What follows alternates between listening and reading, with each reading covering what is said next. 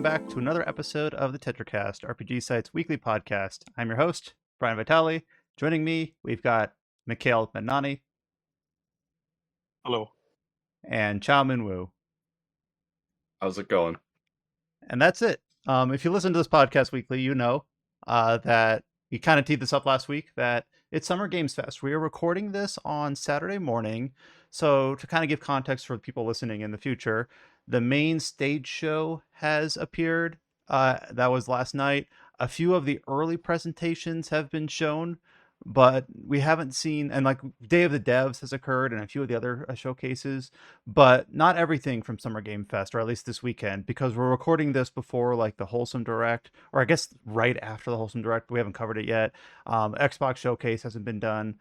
So the news for this week is primarily going to be Summer Game Fest and a little bit of State of Play carryover from a couple days back. Adam, Josh, and James, as well as other people who contribute to the site like Scott and Hayes, I believe, as well as Alex, of course, are all at Summer Game Fest. They're going to see demos. They're already, some of them are tweeting or blue skying about that.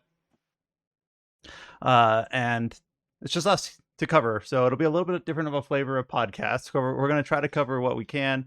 And luckily, I'm kind of glad actually that we're not recording this after everything's been done, because we would never get out of here if it was Xbox and everyone else as well.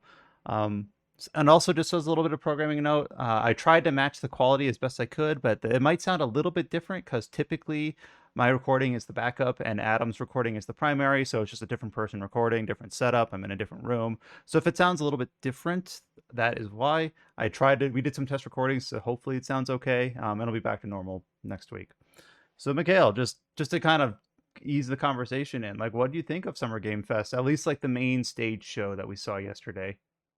So I wasn't planning on actually watching it live because it was 2:30 a.m. my time.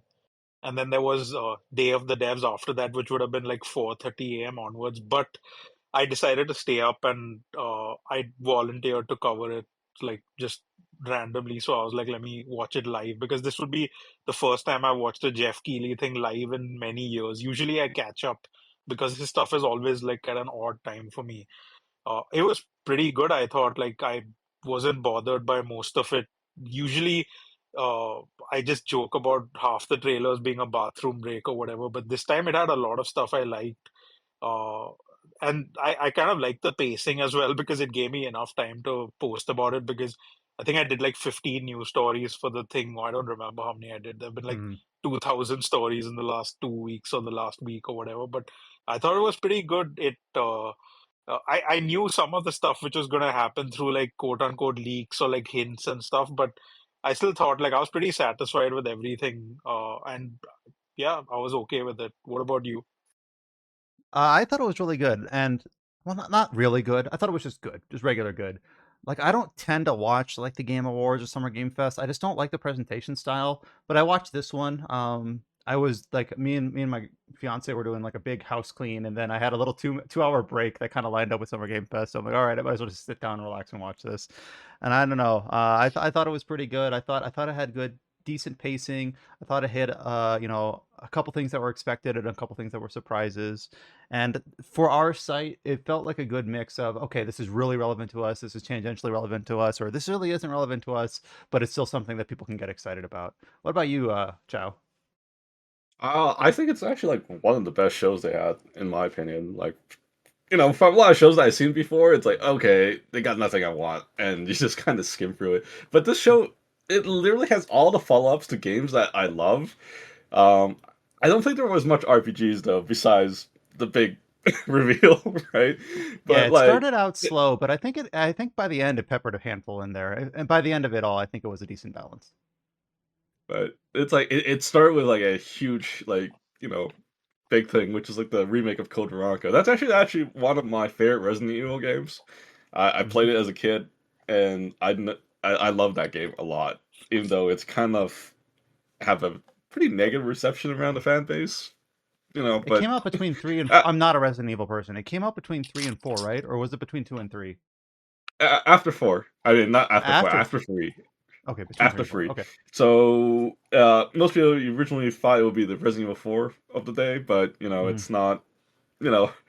it has a lot of weird things that happens with it. It's released on Dreamcast as exclusive. Then they re-released the game again with like fixed a few things. Like they fixed this side character, Steve Burns. He used to have Leonardo DiCaprio hair.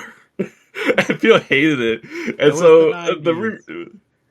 so when they re-released it, they like changed his hairstyle, and then they added some like extra cutscenes and stuff, and then they resold it as Code Veronica X. I don't know how this new remake is gonna go. I mean, it already looks different. Like it starts the intro with some old lady that that brings the whoever the person you're controlling in first person. Then oh yeah, some guy grabs Claire by its neck, and you get the big reveal. Yep. It's so So it sounds like we're all pretty yeah, a lot of positive big on things. it, and like we have cringed with everyone else at some of the worst Game Awards or Summer Game Fest, but this one I think ends up in the upper. Is it the best one ever? I'm not sure. I have to review them, but I thought this one was pretty good. So for this podcast, we have a lot of headlines to go through, and we're not going to hit absolutely everything. If we did, we would be here forever.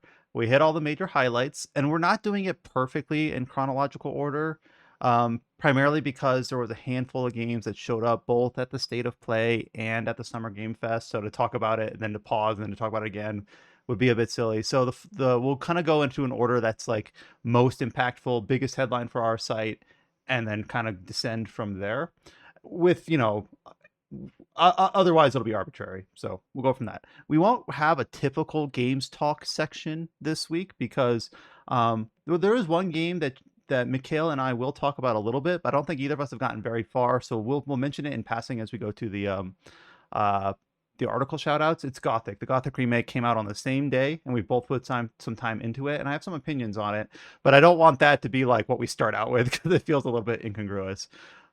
So we won't go to games talk. We'll do article shout outs, and we'll go kind of go through all the news. While we'll feather in what we've been playing and what we think about that as it pertains to that news as we go through.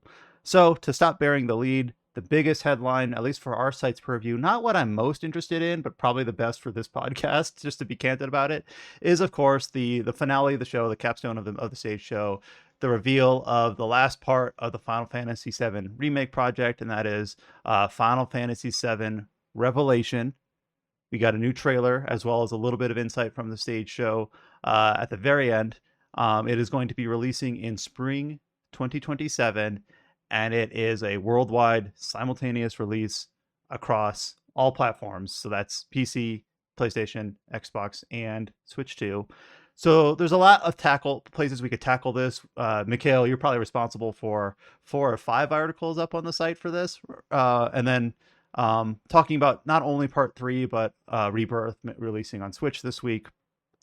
And then there's the details that we got from the show directly, as well as what's kind of filtered through after the fact from interviews with Japanese press, interviews with like Maximilian Dude. So I don't know if I have absolutely everything here. So this is not going to be comprehensive, but we at least want to talk about, of course, one of the biggest JRPG releases for 2027 immediately. Chow, what do you think about the reveal of Final Fantasy VII Revelation? I think it was awesome. I think they revealed a little too much, but I think it's the last one they want to like make sure they nail this thing. At least that's how I see it. I just think they should have just held back a little bit. At least that's my opinion. But you can't win them all. But I think it's a great reveal. What do you think, Mikhail? I thought the trailer was like pretty fantastic. Uh, just excited for I was mainly excited to be surprised, I'd say, or like surprised to be surprised, if that makes sense. Like I'm just throwing words out, but yeah, like we're gonna talk about it soon. But the trailer, I expected it to just be like, oh, here's like some key moments from the final part in the new engine and with new visuals. But they showed new costumes, like Mm-hmm. job system stuff, which we'll talk about, and the combat looks pretty fantastic. So and like I've not hidden it that I've been pretty cool on Rebirth since the start. We'll get to that soon when I talk about the Switch 2 port. But yeah, like given what my opinion is of Rebirth itself, I'm happy with what they've shown so far. Like they even teased wasn't it the Emerald weapon like for like 2 seconds coming out of the water or something, or am I No. forgetting how FF? That's Sapphire. That's a Sapphire weapon. If you're talking about the Oh, one that sorry, comes out of the sorry. water. Emerald weapon is the one which is underwater. Yeah, sorry about that. But yeah, like they Yeah, tease the weapon, and I feel like the weapon fights are going to be some like maybe like FF10's optional penance and all that, those optional super bosses. So I'm curious to see how they handle that. Sid looks great. Tifa's new costume looks great. Uh, I was talking to my friend about the music in the trailer. Not much that they've played so far, but I was like, I missed the original Final Fantasy VII Remake soundtrack release, which they did because they did this thing where they made it like a meme where it was 7 discs for Final Fantasy VII Remake. But then if you bought it initially, it came with a bonus eighth disc, and I missed that, so I got so irritated. I never bought the Rebirth soundtrack as well. So I'm hoping with this they do some gigantic 30 CD soundtrack, which I can buy. But yeah, I'm going off on a tangent. So far, I'm very happy with how it looks. I thought the way the trailer started was very interesting. It started like mid 2000s movie trailer, like voiceover and all that. And then eventually, like after 30 seconds, it kind of settled in. But the way it opened, I thought was like, huh, that's interesting. Um, so yeah, of course, the second game, Rebirth. We're gonna try to speak around spoilers as little as we can. So no spoiler warning because we're not intending to talk spoilers. If we ever do tip into spoilers, we'll make sure that it's clearly marked on the timestamps. But we're not planning to talk spoilers. But I mean, there are certain things that we don't know. And if you ever like the ending of Rebirth was very up to interpretation about what it meant. And even I think Alex put together a feature back when that released about like, okay, here's how we interpret, or at least he interprets the ending with some evidence and substantiation. And then of course people are already going frame by frame in the footage that we have available for Revelation about what it means, where it might go. But we also do have some information from Hamaguchi about Revelation. And I'm not going to go bullet by bullet here, but certain things like Zach's role is going to be greatly expanded. Of course, we kind of even knew back when Rebirth was first teased that Zach, who is a minor character in the original release, but a much more important character in the like pantheon of Final Fantasy VII ever since the original release. So that's not really surprising. Wu Tai is going to be greatly expanded compared to the original game. Mentions that Midgar is going to be a fully explorable area, which is not a surprise because in the original game you do return there. Talks about Rocket Town was originally planned to be in Rebirth, but now didn't make the cut for Rebirth, so now it's going to be here in Revelation. You already mentioned like the costumes, kind of like a cosmetic / job system. A little bit about how that works. They're not planning to reduce the number of mini games. I kind of like that because that was one of Rebirth's biggest criticisms. Like, man, that's a lot of mini games for individual things. Like, nope, apparently Revelation is going to stick on that tact. Talk about how it's still going to be very open world. It's going to try to have a little bit of non-linearity. Seems to be a little bit of the goal here. Some more emphasis on player choice and consequences.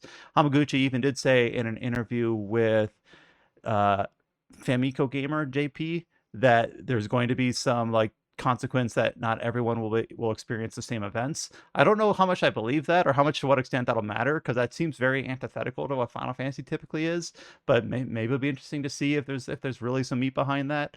And there's a whole lot that I'm sure we'll go into here. Also, I'm going to mention it now just because I don't think we have it tiered up anywhere else in this high rundown. But Tifa is going to be making an appearance in Street Fighter 6 as well. So a little bit of kind of cross promotion there. Go ahead, Mikhail.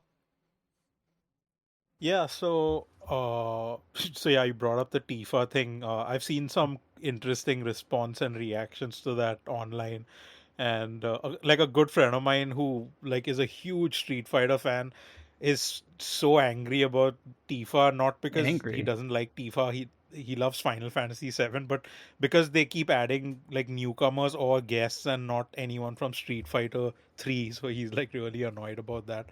I kind of wish if I wasn't covering the news, I would have like just given him a phone call at that time and said, "Sup, bro."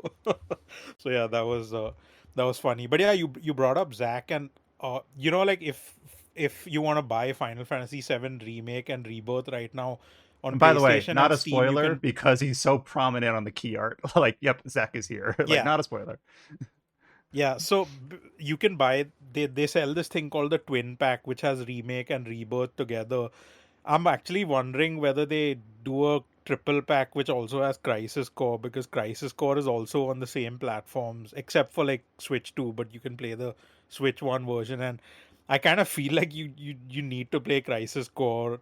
This is not like one of those, oh, you can't play Trails through Daybreak 2 if you haven't played like 10 other games or whatever. I kind of feel like they need to somehow get people to play Crisis Core before Rebirth or after Rebirth, before Part 3, because you should play that. So I'm wondering whether they do a Switch 2 upgrade of that, and whether they do a bundle, because you remember when Rebirth was coming out on PlayStation, and on Steam they gave you a bundle which gave you like Remake for free if you pre-ordered Rebirth, or it gave you like Remake at a discount or something like that. So they're going to have to do all of this leading into what I imagine is the Game Awards for the actual release date for Part 3, and it coming out around March or whatever for like the financial year. So my main thing is like, how are they going to handle the Crisis Core thing to get people to play that?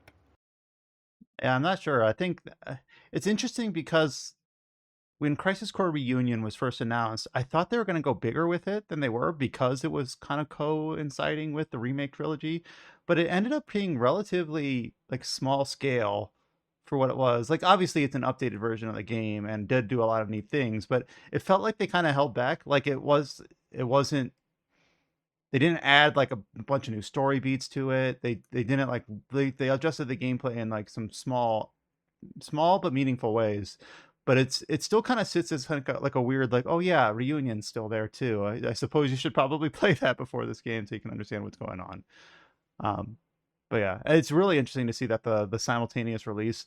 Obviously, we've talked about Square Enix in multiple 20 different times about their release cadence and how they've shot their own foot in many cases across different IPs. And it's weird because like I'm a sucker for these games. I've played both Remake and Rebirth on PlayStation 4 and 5 because that's where they came out first and I didn't want to be behind. But now I'm going to want to play Revelation on PC, but I don't have PC save files for Remake and Rebirth, so maybe I'll replay those. But do I actually have the time to do that? Do I really want to do that? I guess I could do it You with streamlined progression on Rebirth because they announced that, or they released that Well, this you don't week. have to do that. You could just boot up the game and just have a save file. It only detects Yeah. like you have a save file. It doesn't detect No, how Yeah, it like. doesn't. I meant No like story stuff. Yeah. yeah, I don't mean like there's this little save file carryover for like Moogle and Phoenix or whatever, but I just meant like my Steam, like this is gonna sound so like Steam pilled or poison brained or whatever, but like it's gonna say you have 0 hours played on Remake and Rebirth, you have no achievements, or you have like you've played for 10 minutes. Uh, but I worked hard on That's those like my games. Steam Those account in a nutshell. I don't care about I I achievements too much. I It's did I'll like say those one like thing though. super Like, brutal combat challenges in the end of Rebirth where you gotta fight like 10 bosses in a row, and the second to last one's Odin, and if you fuck up on him, he'll one shot you, and uh, then you gotta start all over, and it sucks. And I did yeah, but all you can that. use the cheats now, like streamline All progression. right, But my you point wrote is, an I've article about that, yeah. yeah, So do the streamline yeah. progression in Rebirth. Does it disable achievements? Because that's important. So yeah, so the thing is, in Remake, there was one achievement or trophy which got disabled if you enable all of it, which was the materia level, because you get one trophy for leveling up a materia. If you Hmm. enable this, it disables that single trophy or achievement. So in Rebirth, you don't get a warning when you're enabling that. So I wasn't actually sure what happens with that, because I started everything and just enabled everything on like Xbox when I was playing it. But I just put a warning over there saying that to be safe, just level up a materia once you've got that achievement and trophy, then you can enable it. And because everything else doesn't affect your stuff, so you can go wild on that. But just before getting to the streamline progression, and there's one thing I want to talk about there with Revelation.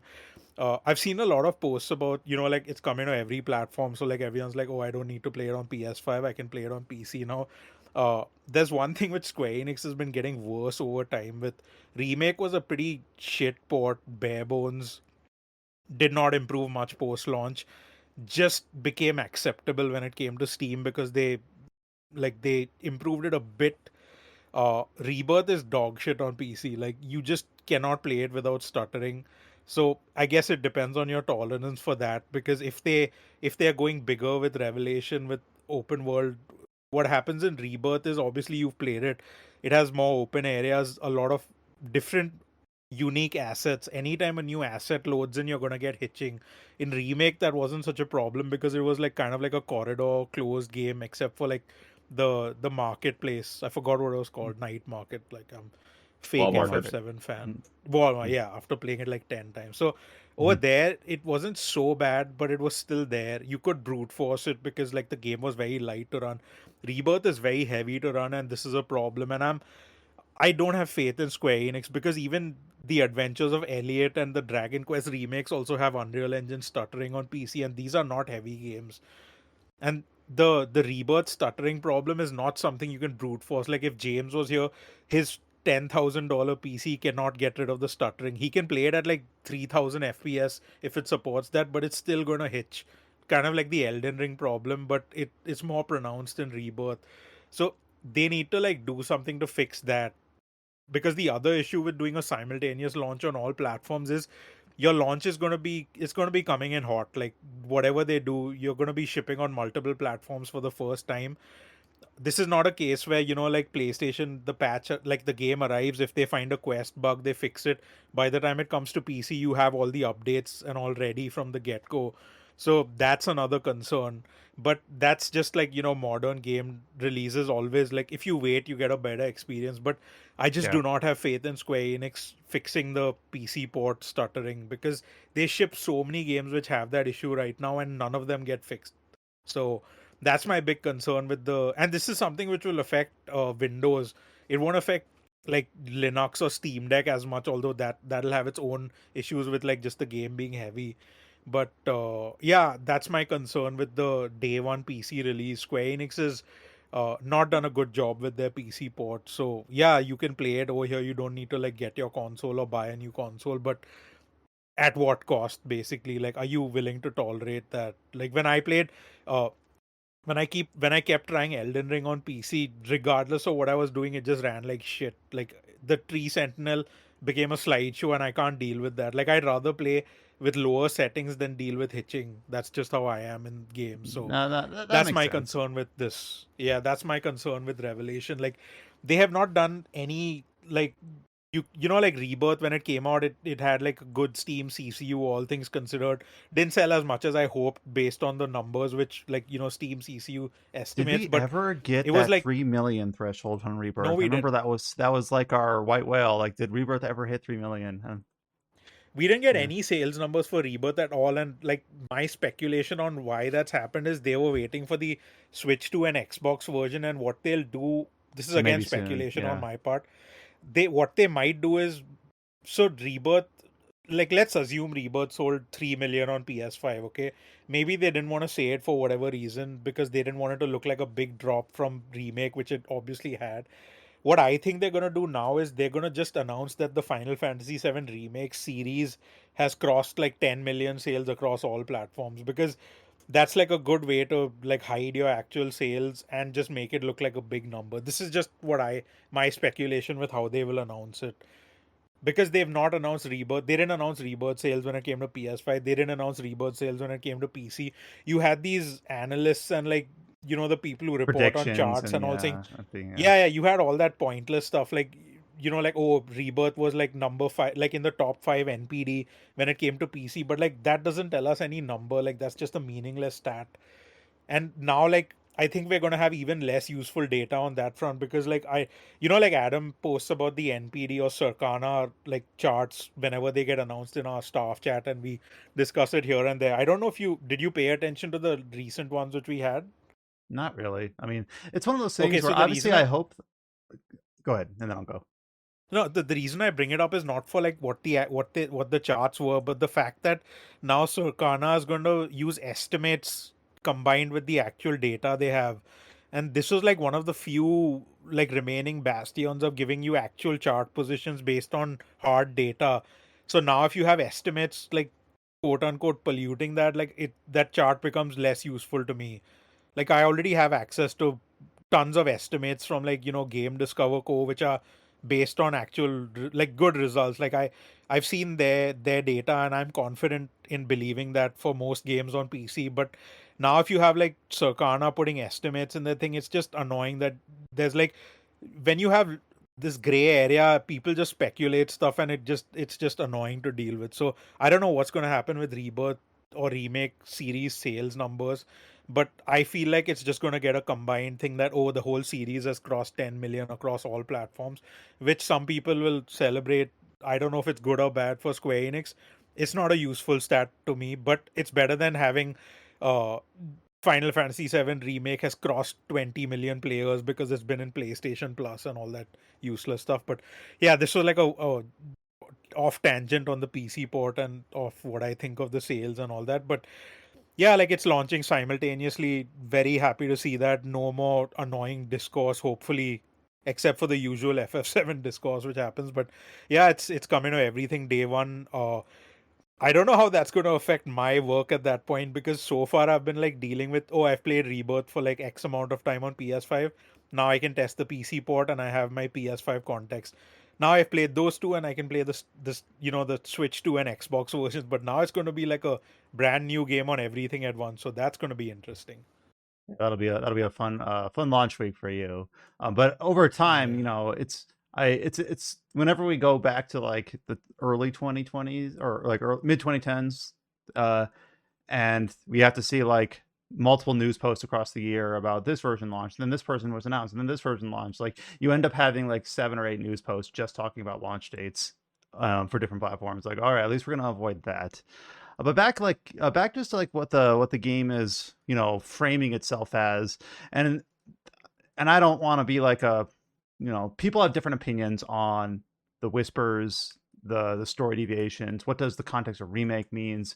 Obviously, it's not a secret anymore that it's a sequel, not a remake. Whether or not that's a good idea or a bad idea is, it's kind of in the eye of the beholder, or what you're expecting out of this project.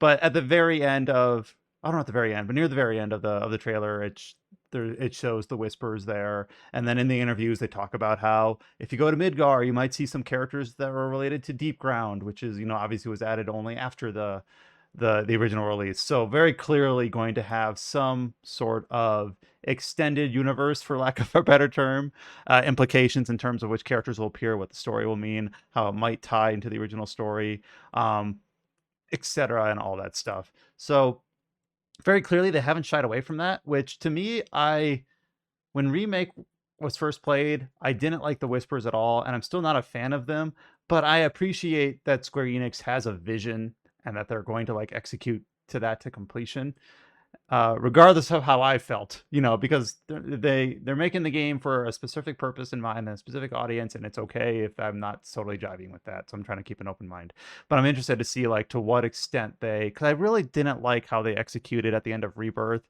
It was a lot of will they, won't they. It was a lot of like we mentioned. Well, what in the world did I just play? Now we need to speculate for years about what it meant and what is real and what is not, and that was kind of frustrating. But it kind of comes with the territory for the middle game of a trilogy. So in hindsight, perhaps not too out there.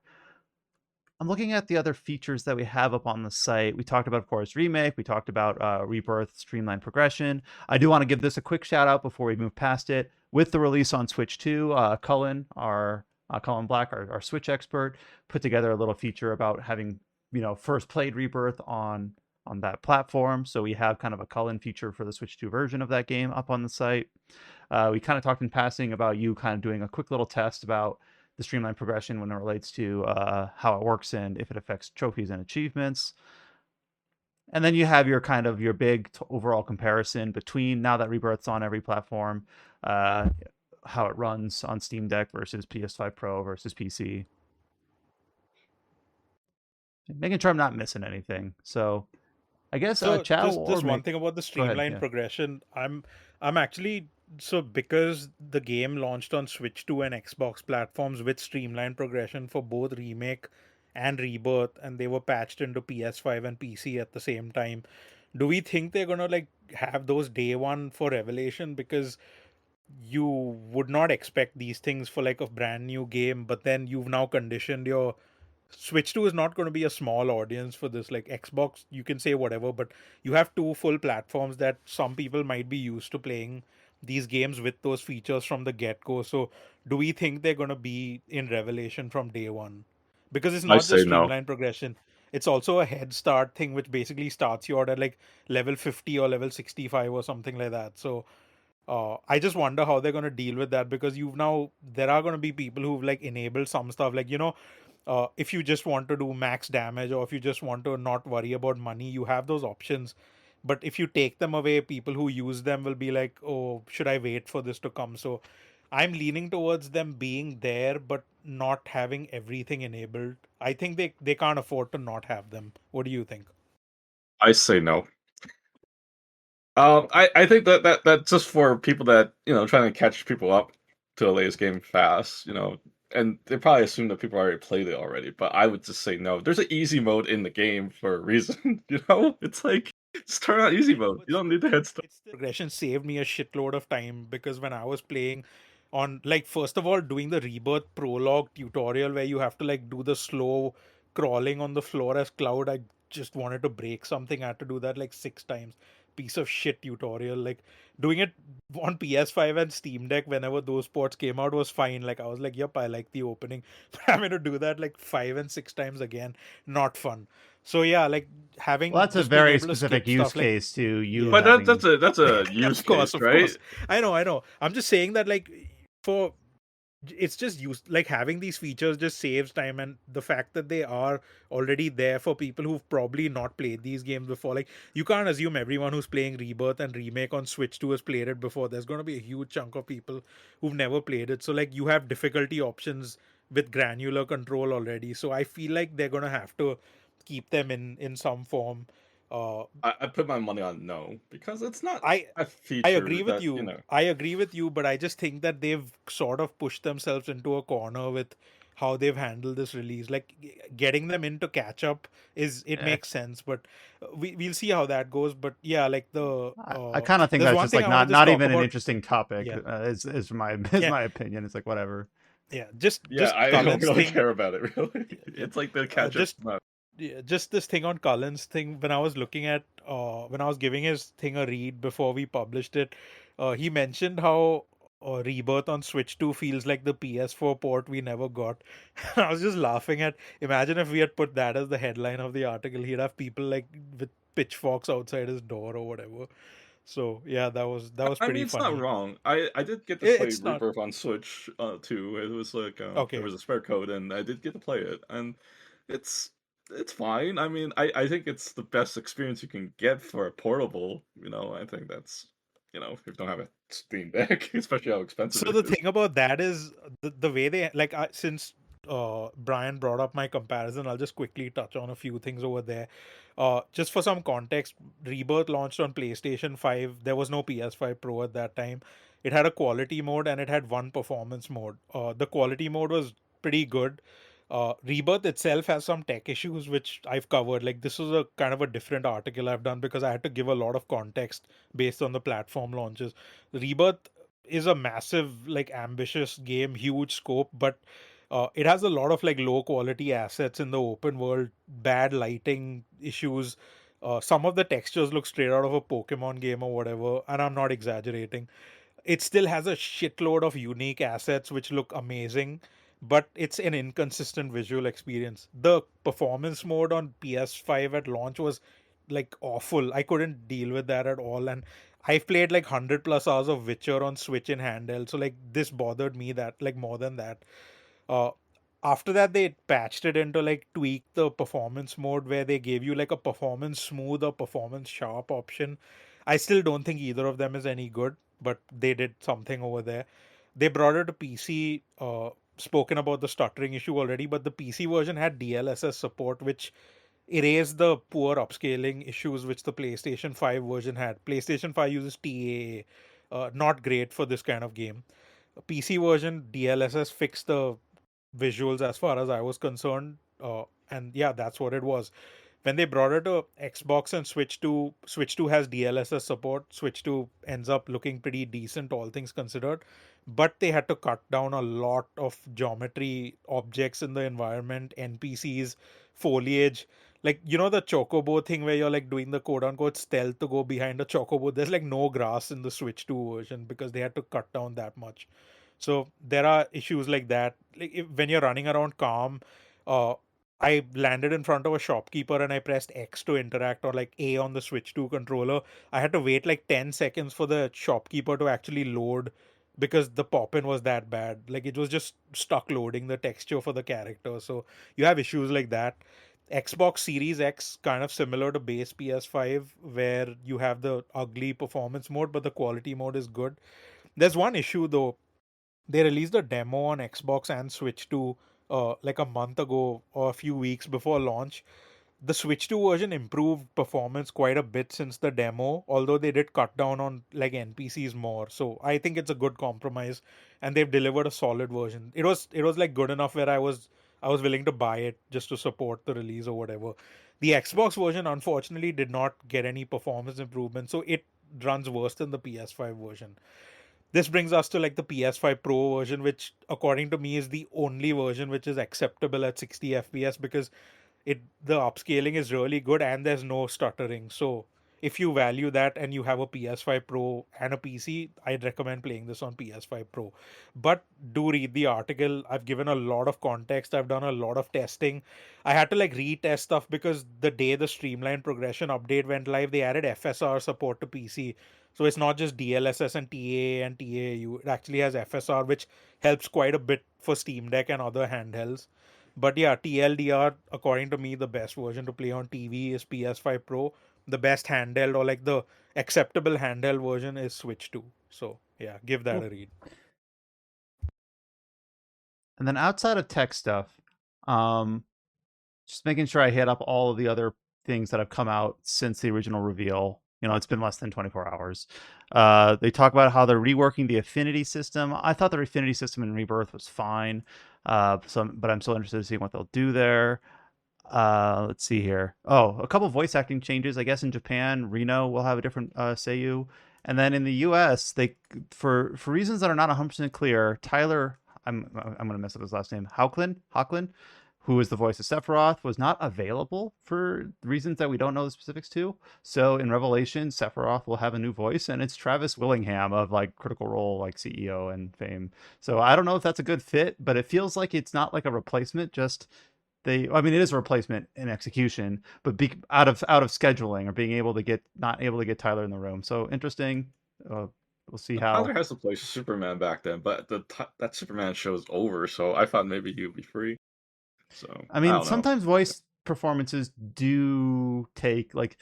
Sometimes you hear like I remember talking. Well, who was it? It was Ralph Ineson, who obviously voiced Lorath in Diablo 4 as well as Sid in Final Fantasy 16, and like he said he recorded all those voices like years ago before both games released. So sometimes like it could be that maybe the Sephiroth voiceover was, I don't know for sure, I'm guessing, was, you know, long in the can and was around when that Superman show was going. I no idea, but it's going to be Willingham in Revelation. Just noting. Let's see here.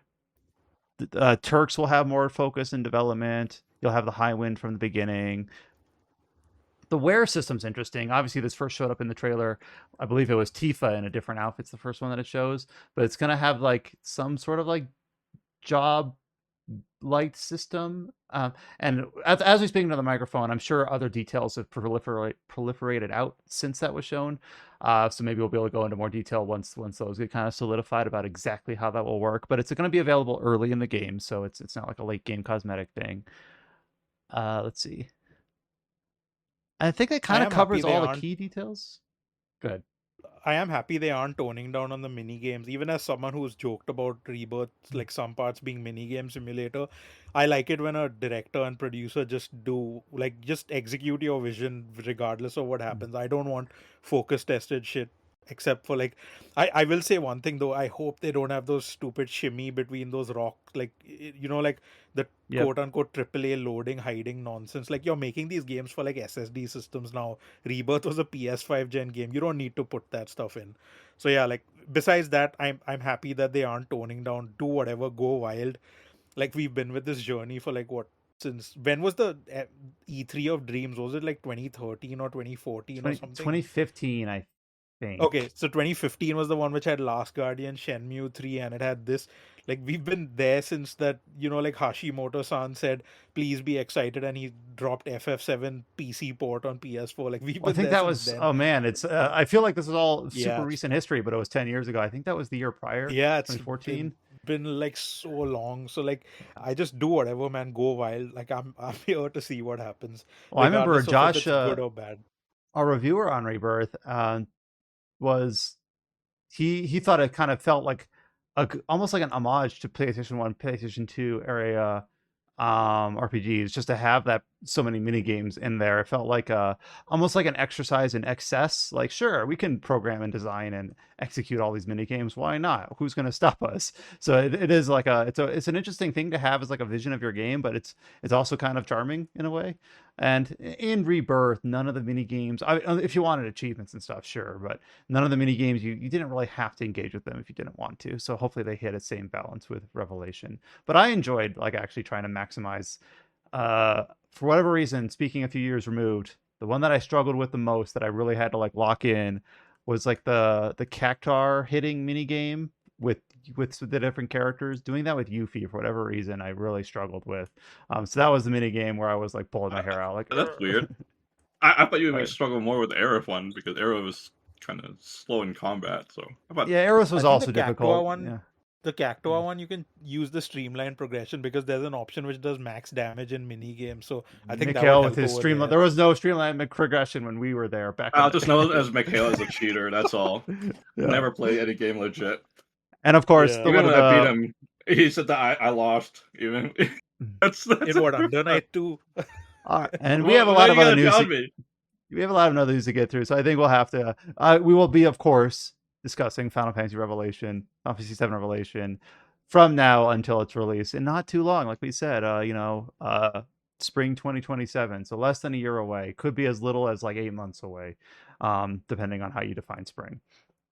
But really cool to see. Really cool that was the that was the highlight. Sometimes over the years, it's always been a little bit of a criticism that these Western stage shows need more Japanese presence, and maybe Final Fantasy making presence is a low bar. People I saw were kind of disappointed at the lack of Nintendo, but I think that's kind of also not a surprise. But it was still really cool that this was decided as the capstone, better than what happened at the Game Awards. So we'll go with that. At least it's not high guard, right? Yeah, that's what I was referring to. Yes, Joe. All right, we have a lot of other headlines here. So before we get into the headlines, there's just a handful of other features that I at least want to shout out on our RPG site before we go to the headlines. So one of them, and I'll go to this one because it's related, is that you have a feature up on the site with Hitoshi Sakimoto talking about different games that he's worked on in terms of Vagrant Story, 13 Sentinels, Ogre Battle, and everything that he's done. So do you have any like key takeaways from this interview that you put up? When did this go live? This went Late live May. on, I believe, Sunday or Monday. I don't Gotcha. remember. So which about a week day. ago at But this yeah, point, like yeah. 6 or 7 days. Yeah. So Mm. this interview was basically because he has a concert, I believe, next week as of this recording in London, Colors of Harmony, celebrating his career. So this was an interview op which Alex did, or Alex set up, and it's a bit like, just if you read the thing or like if you haven't read it, basically this interview was done on call and it was actually interpreted by Kathy Cat and Robert Cephazon, who are working on Deltarune. Like, Robert Cephazon is a producer on Deltarune, so that was pretty crazy to see. Like, he was interpreting it with Kathy Cat on the call. So yeah, the interview happened about a few weeks ago, and it was pretty, like, I've been a huge fan of his for a long time. So you have limited time and live interpretation, so you can only touch on a few topics. But yeah, the interesting thing is he does want to revisit Ivalice. He would like to see a new story over there. He really, really wants to do Ogre Battle. Like, he wants to revisit that. I got to ask him about 13 Sentinels, which is one of my favorite games in ages and one of my favorite soundtracks. Was very happy about that. Discussing how they ended up when FF12 the Zodiac Age came out, they could do a full orchestral soundtrack. So basically for that release they had the budget allocated and he was happy with that. How he became a composer, like he just randomly started doing it, stuff like that. And just to like end it, I asked him about coffee, and that was like one of the most bizarre responses I've gotten, where he just takes instant coffee, mixes it in cold milk, and drinks it so you can crunch on the granules. And I tried this and it was disgusting. So yeah, that was funny.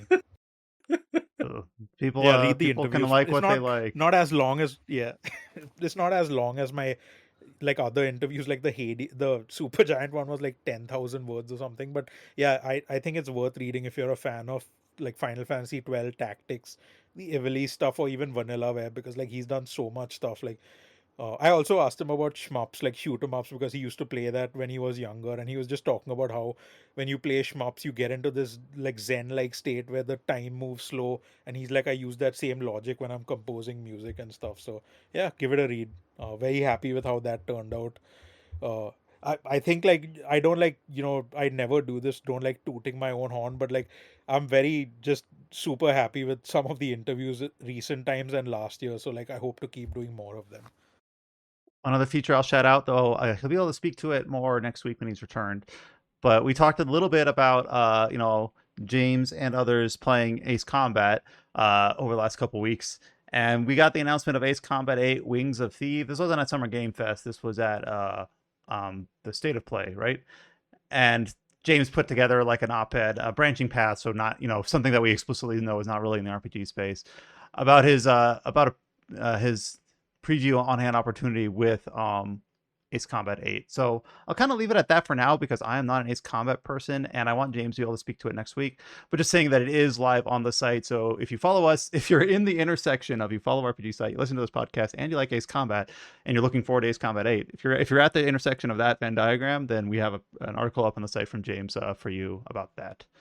And this last one, I don't know how much we'll talk about this because I plan on talking about it further at length once I get more time into it. But on the day of Summer Game Fest, literally released yesterday, the I don't know if anticipated is the right word, but the release of the Gothic 1 remake by Alchemia Interactive did finally launch. So I'm planning on reviewing this, and I know you also were able to put up a feature about it, about attempting to play this game on things like Steam Deck and ROG Ally.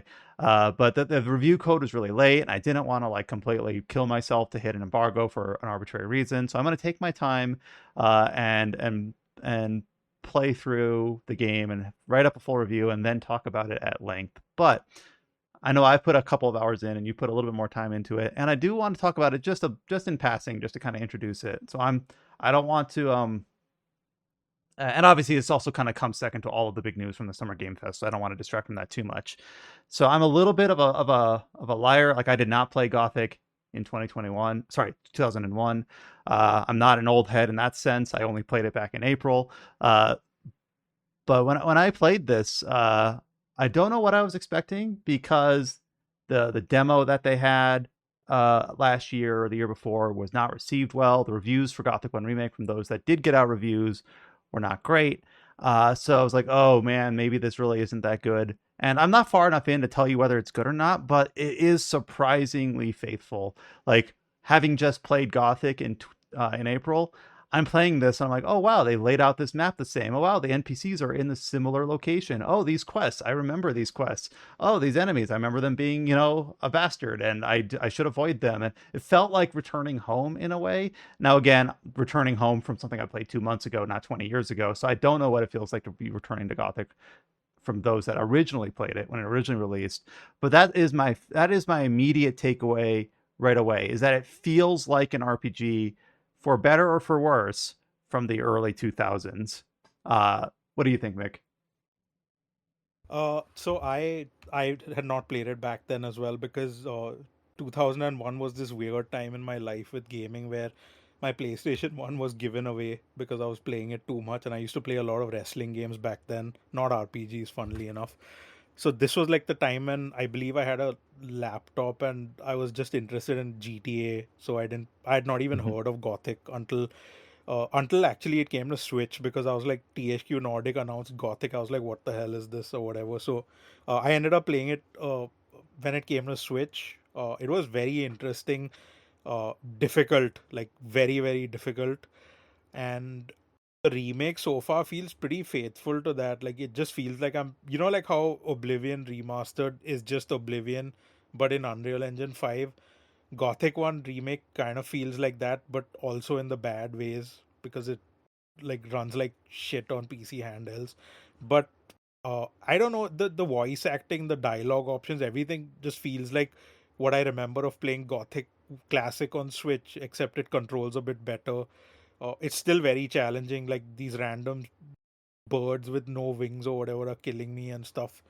Random diggers, if I just walk near them with a sword, they get angry and they kill me or whatever. So I'm doing the saves coming and all that. So as for the game itself, like I was supposed to get PS5 code on launch day, which was yesterday as of this recording, but it's not shown up yet because I'm not playing this on PC. I know you are playing it on PC, and we got code quite late. So I honestly am surprised. Like assuming everyone else got code at the same time you and I got code, I'm surprised anyone was able to even put up a review because isn't Gothic like 30 hours minimum?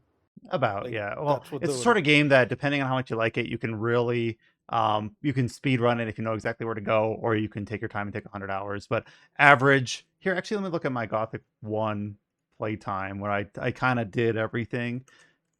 Uh oh, I played it on GOG, right? I was looking at my Steam count. Does GOG even keep track of playtime? I forget. Let's see. Owned games, Gothic. Does it say how long I played it? It doesn't. Darn it. Oh, yeah, it did. 25 hours. So it's a 25, 30-hour RPG.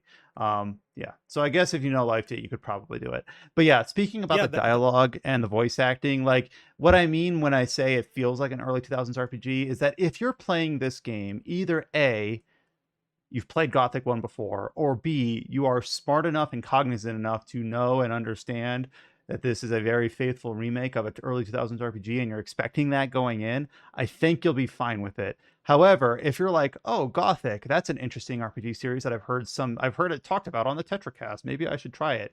It's very stilted. There is no character creator, so you just kind of get generic dude, the same guy in all the trailers. Your voice acting is pretty mid. The dialogue is very terse, and it's very much like, I have quest for you, can you do a task for me? Sure. Can you tell me about the area? Like, it's not like realistic dialogue. It's not more than what it was. I guess that's a good way to put it. Gothic 1 remake is not more than what Gothic 1 was. And if you're expecting that, or if you're and I'm not saying like if you're expecting more you're wrong, it's just like, no, if you're expecting more you're not going to get it, and you're probably going to have a lower opinion of the game, and that's perfectly valid. But it's got the same feel that playing Gothic 1 had in terms of the quality of the voice acting. It's about the same, I would say, so far. The dialogue is, yeah, it's about the same. It's very staccato. It's very much like, what I said. Uh, it is challenging in the terms of like, you are poor as shit. You are weak as shit. Not only are you poor as shit, when you run around the old camp, guards will ask you for money, for protection money. If you don't pay them, they'll attack you, and you will be poor, and you will be broke, and you will be weak, and you will have to figure out how to deal with that. Which I'm actually glad that they did not streamline it in any way. Well, I don't want to say in any way because I haven't played it long enough to know for sure. But at least the initial impressions, it feels as much of an uphill climb as it was originally. And I think that if you were someone who wanted to know, like, is Alchemia Interactive gonna do right by Gothic, if they had compromised on that, I think that that would be like a reputation killer. Like, oh wow, I can't believe they did this. Um, so it's still very challenging. It's still very stiff. And by stiff, I mean like not only in how it feels and looks, but how it like, just I guess I said how it looks and how it feels. Like when you go to talk to someone, you will like turn to face them, and it's got that BioWare face where the dialogue trees are very uncinematic. It's just you standing in front of someone else going through the dialogue. Mid 2000s RPG. It's not presented in a way to make it fanciful. It's very like it's a very much like a very grimy RPG. Does that mean it's good or not? I don't know yet, but I have enjoyed what I've played so far more than I expected to. I think because it has been made so faithfully, and I kind of knew what I was expecting going in because I had so recently played it. But if you're like a fan of, I'm trying to think of this. If you're a fan of like The Witcher, or you've played, I'm trying to think of like a similar RPG. You're looking forward to Blood of Dawnwalker, and this seems like something kind of similar. It doesn't feel like a game from 2026 in terms of production values, in terms of how the game flows. So if you're expecting that, you're gonna think less of it. And I'm not surprised that you're saying it's kind of a technical mess on Steam Deck and at ROG Ally. I have a really strong PC. It's not James, but it's pretty good. And I think I can brute force through a lot of issues, but I'm getting like I have to turn on DLSS. I can't run it natively. Even I'm getting some weird like light flickering issues. I'm not sure what's causing. It does have frame gen. I'm trying to not turn that on because I try not to use that, but I might want to if I want to hit above 60 FPS consistently. And it's not that pretty of a game. It looks like boilerplate Unreal Engine, but I think it does look pretty Are you good for getting what any it of the? is. Are you getting any stuttering though?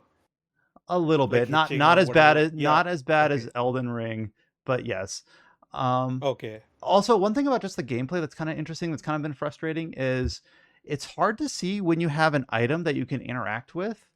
Like you'll find like something that just looks like it's part of the environment art, but then when you get like literally 6 inches away from it, you finally get the tooltip that says, "Oh, you can pick up that apple that was sitting on that table." It's not just artistic. So I'm like, there's no, as far as I can tell, and hopefully I haven't missed it, there's no way to like highlight objects like by holding tab or something. But there is an accessibility option that says highlight objects in the world to make them more easy to see. And I'm like, oh, maybe, I've never turned on an accessibility option for that, but maybe that will just help me out here so I don't miss something just because I thought it was painted into the background.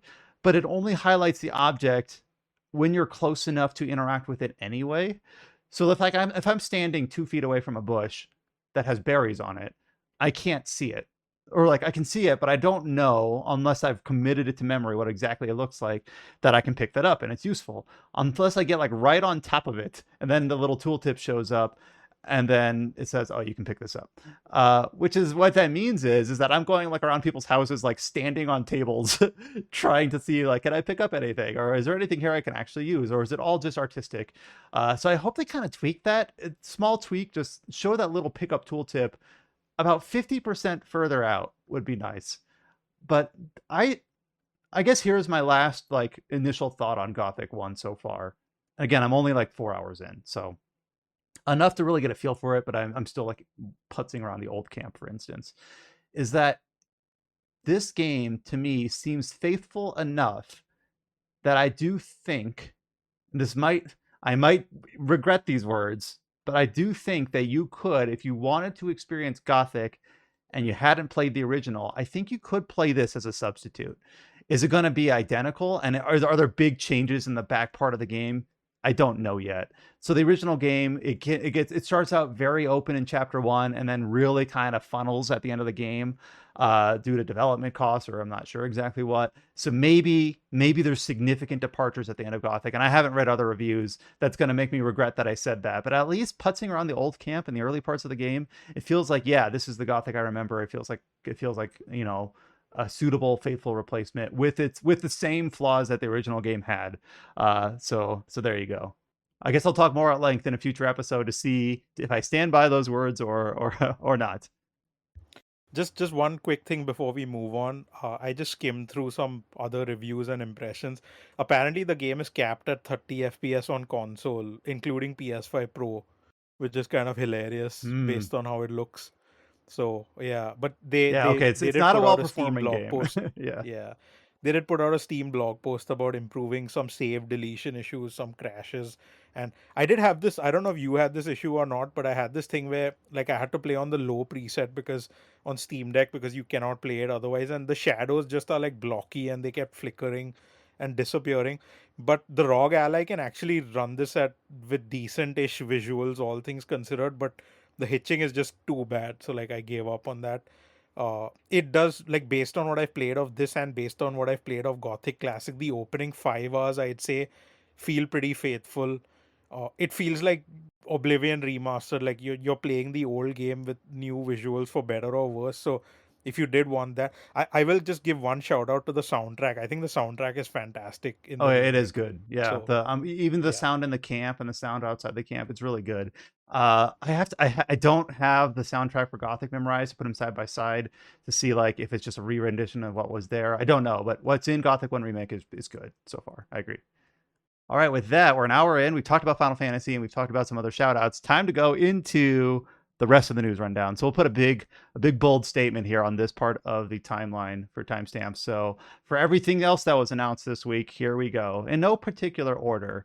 And depending on who we have here, we might be able to talk about certain things more or less just because we don't have Adam, Josh, or James here to speak to things that they would normally be like an authority on.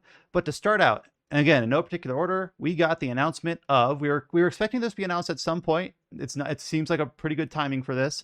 The announcement of the expansion for Monster Hunter Wilds. Of course, Monster Hunter Wilds originally released about a year and 4 months ago, a little early 2025. Famously had one of the worst PC launches ever. It was really bad. Like people could not. They had to roll back their drivers so that their game would not crash as soon as they saw a monster. I have not booted up Monster Hunter Wilds in a while, but they've announced Monster Hunter Wilds Ascendance.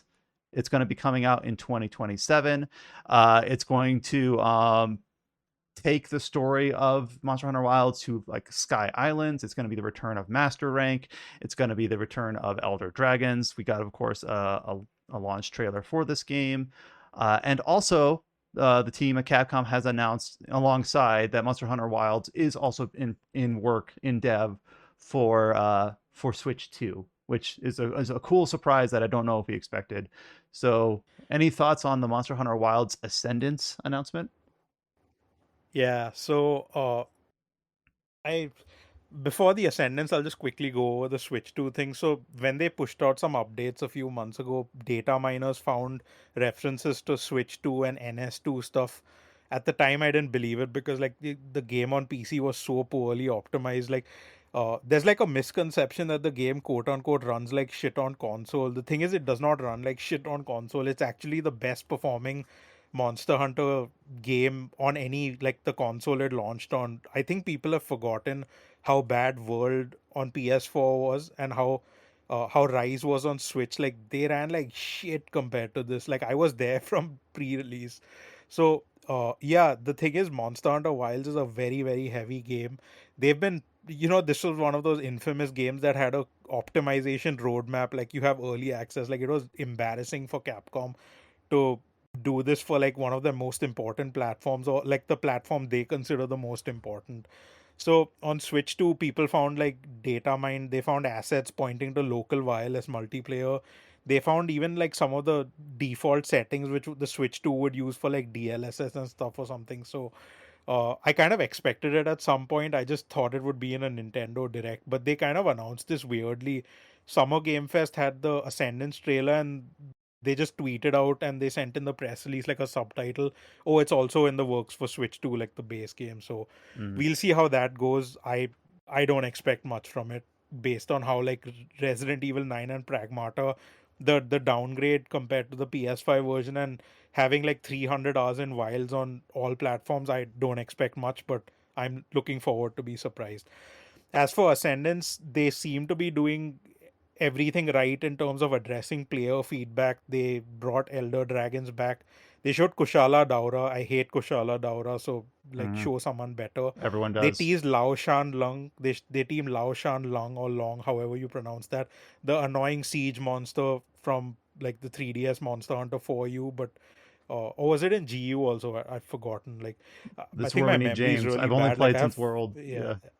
no, I've played like I played hundreds of hours of 4U, and GU was like one of my most played games on Switch One. Like I imported the Japanese release without knowing Japanese because I was so hyped for that. So I no, it is in GU. Yeah, I remember getting help from like Discord friends because it was such a dog shit mission. So yeah, like they teased that. They showed some returning monsters. They showed a new monster. They showed new actions, and they said every weapon is going to have new actions, which is typical for Monster Hunter Master Rank and stuff.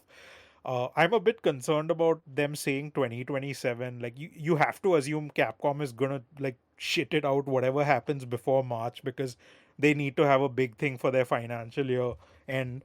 But I don't know, like they need to do a lot to get people who, like, performance issues aside, a lot of people have just dropped Wilds because they kind of got rid of the friction, right? Like you said you haven't played it in a while because you just use the secret and like use it as an Uber, get to your location. And the way they handle the quests on the map is, if you want like the rarest drop for some monster, you can just see it, like, oh, if you do this quest you'll get a guaranteed drop of the jewel or the gem or whatever. So they need to like remove some of that and get back Yeah, the I've not actual played friction any of in the the title game. updates. I think for me on Okay. Monster Hunter is just that less of indictment of the game. Well, the game itself was, poorly received. Well, technically speaking, and some considers, and also like with terms of the story and the progression, people thought it was very streamlined. But I think also I put like 800 hours into World and like 200 hours into Rise. I think I was just burnt out for Wild. Like I'm like, all right, I don't need this in my life right now. I've gotten this experience done. So that's kind of where I was with Monster Hunter Wilds. I'm with the announcement of Ascendance. I kind of want to pick it back up and at least poke at it for the title updates, but I still don't know if I really want to like dive all the way back in like I was in the World days. I was there every update. I was doing uh every time they added a new dragon, I'd figure out how to beat it. I even did all the thing with the what's the one that you have to like completely change your build to an elemental build, Elatran. You can see Yeah, I'm like a Alatrion, Elatran. where it had the DPS check. Yeah, the Yeah, DPS and check. you had to like re-gear. You couldn't use the Yeah, gear that ever worked on yeah. everyone else, and I did all of that. Then for Rise, I kind of took it like half-heartedly. I did most of it. I ended up beating like the final challenge that they added at the end of everything. Then for Wilds, I just wasn't feeling it. I just was like, all right, I've done all this. I don't need to do it again. The game isn't good enough for me to really get sucked back in. But maybe for Ascendance, I'll give it another go. Hopefully the You know what PC. I think happened? Yeah. uh they basically have tried to push this as World 2. Like they even had a save data bonus from World and not Rise in this, because like Hmm. uh d- despite like online discourse for Monster Hunter where some people look down on the quote unquote portable team, it's just a different team, like with a different leader at Well, that point internally, for the isn't game. one So isn't World 5 and Wild 6? yeah, it is. It is. Yeah. But the fact is, if you talk about GU and like Rise as the portable game, some people still look down on that. Like I'm not saying it in that way. It's just a different team with Hmm. different design sensibilities. But what's happened with Wilds is they kind of wanted it to be World so much that they even did the same seasonal event structure. They did the same update cadence, and that kind of doesn't work because the games industry is in a different place now. Like people are used True. to full live service stuff where you have like every week or every month something coming, you have new content coming. You can't do the same reset where, oh, here's the base game, you have to like wait for the expansion to get all the monsters and the features and title updates. You can't do that anymore. Capcom learned that with Street Fighter 6. Like they shipped a massive, like after learning the hard way with 5, and 5 recovered in like eventually, but like Street Fighter 6 like over delivered. So they kind of I'm surprised they actually like messed up Wilds' launch in that sense so much. Like how do you, this is a game that you have to focus test, and like people should have told them this when they were developing it, that you can't do this. Like people are used to Fortnite and Genshin Impact now. They're not going to deal with your, oh, come back in 2 months when we get this event quest back and all. That doesn't fly anymore. So I think they learned that way because they even gave up on the FOMO stuff with events and they made most of them permanent. So that was a step in the right direction. But Ascendance, the problem with that is it's a paid thing, right? You have people who have paid money for Wilds and are not happy with it. How are you going to convince them to pay money for the expansion? And the expansion is going to be expensive. It's going to be at least $40 or if not 50, because World and Rise was $60, so the expansion was 40. I imagine they want to do 50, which is going to be a tall order for people who've just dropped the game because they didn't like the design, they didn't like the gameplay, or they were not happy with the performance. Like I've been playing it on PS5 Pro, and this kind of has the rebirth issue where they use the lowest quality upscaling they could use, so the game just looks bad on console.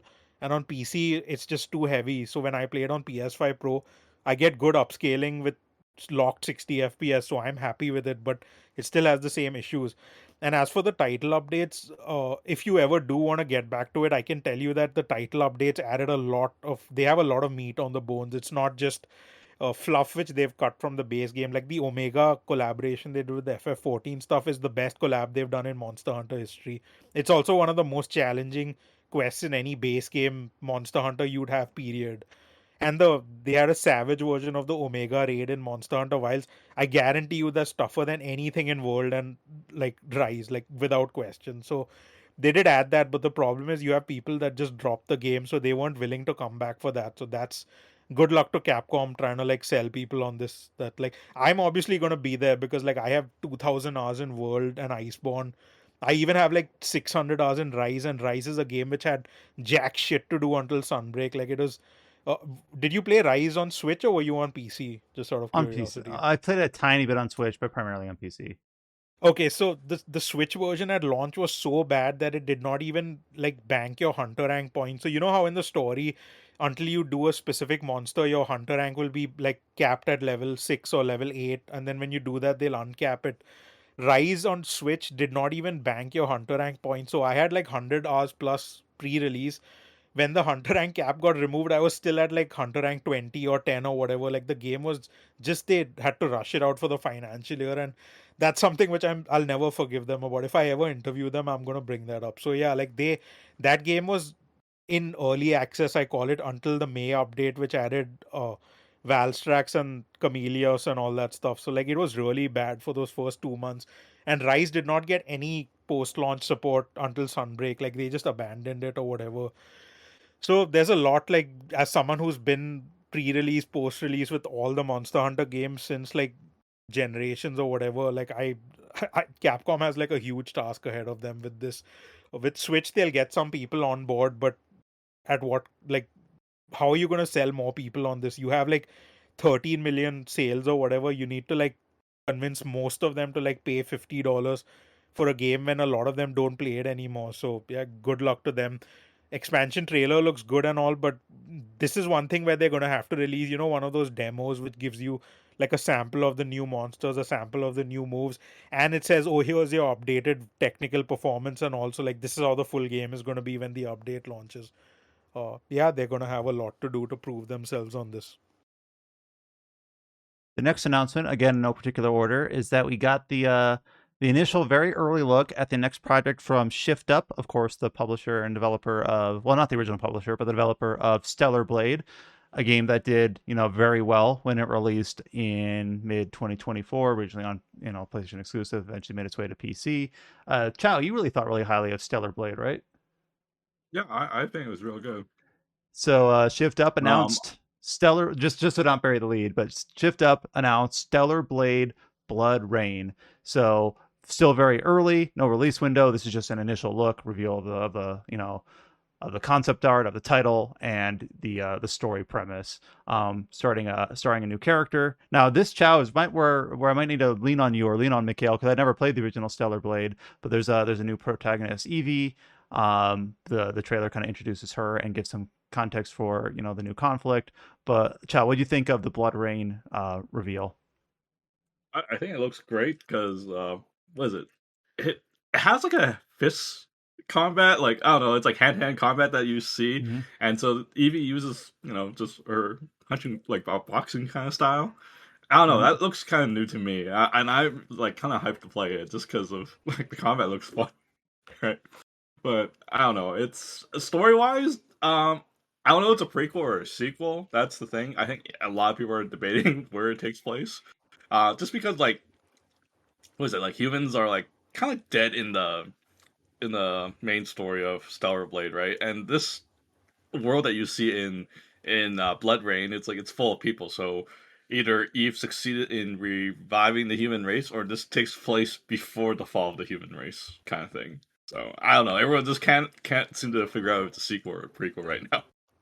But I think they didn't call it Stellar Blade 2 because everyone would have expected Eve and they wanted to do something different. But interesting things about this is, one is it's self-published. It's not like Mm-hmm. Stellar Blade 1 or just Stellar Blade was published by Sony on PlayStation 5, excuse me, and it was actually published by Sony even on PC. That was like a, Oh, okay. and I it was, I missed think it that. was, yeah, it was their best performing game on Steam in like concurrence for single player like ever. It like just shattered all the records and all that. So It's interesting that they want to self-publish. They probably want to be on like all platforms day one because they've not announced platforms. They've not announced the release window. Trailer looked good to me. The music, like Stellar Blade's music, is incredible. I think a lot of people wrote it off for because of the trailer and whatever. Like they didn't like the demo, but I think the soundtrack is genuinely incredible. Even if you don't play the game, you should listen to the soundtrack. I have not finished all of the game because they added a lot of post-launch. They added DLC. They added Nikke and Nier collaboration stuff. I actually re-downloaded the game and I thought I should give it a go and finish it finally. And it's quite good on PS5 Pro also. Like it has so many new modes and stuff, so I enjoy that. So I got that downloaded to play. I was playing some of it today. The new Stellar Blade, I just think it's not called Stellar Blade 2 because they want to like do that with Eve as like a, their next thing. They probably had this as like this project was maybe in the works at the same time and they wanted to try something different. I think it looks nice. Uh Protagonist, I don't know, like I'm not sold on the design yet or anything, but the combat looks fine. Combat looks good, music looks good. I don't know when we'll see it next because the fact that there were no platforms, but they confirmed it's being self-published. I have a feeling it might be at. You think it might be at the Xbox show because like, oh, here's a game which we're bringing to Xbox and you can download the original. Now it's available now as a shadow drop because I think a lot of people forgot that Stellar Blade was originally announced. Like I think it was tentatively titled Project Eve or something, and at that time it was Yeah. confirmed for PlayStation, Xbox, and Steam, and it just like at some point Sony stepped in to help with the project and it became PlayStation 5 exclusive. So I feel like maybe we might see it at the Xbox show, which is tomorrow as of this recording. But yeah, You know like they that didn't trailer announce a has release window. I was gonna say that trailer has a lot of PlayStation button prompts. I just it's like I don't know. In a show that's mainstream for everything, don't they usually just like use PC button prompts or something like that? It's I think just it like I don't know. uh, piece like I mean usually you'd use Xbox buttons because that's what people associate with like PC controllers, everyone using Xbox, but a lot of people use dual shock and dual sense controllers on PC, so maybe they I feel like this maybe was 10 years yeah ago it would be Xbox controllers, but now like now it's DualSense on everything PC is like pretty yeah. common. Yeah. I don't know. I just feel like they'll have a little note that says footage capture on PC, and it's gets to Mhm. showcase the best graphics available, right? And then next thing you know, it's like you see like PlayStation button prompts, like oh maybe they're you know deep into the PlayStation, but maybe this is just getting too conspiracy theory things into it. So I don't know, but you can wait for the next show, see if it shows up on it. But I am really hyped for this, so just mostly from the gameplay. I think the hand-to-hand combat looks insane. So at least that's for me. Yeah, I think what I played of Stellar Blade, I don't really care about most of the story. I enjoyed the game a lot. I enjoyed the boss fights a lot. I like the designs also.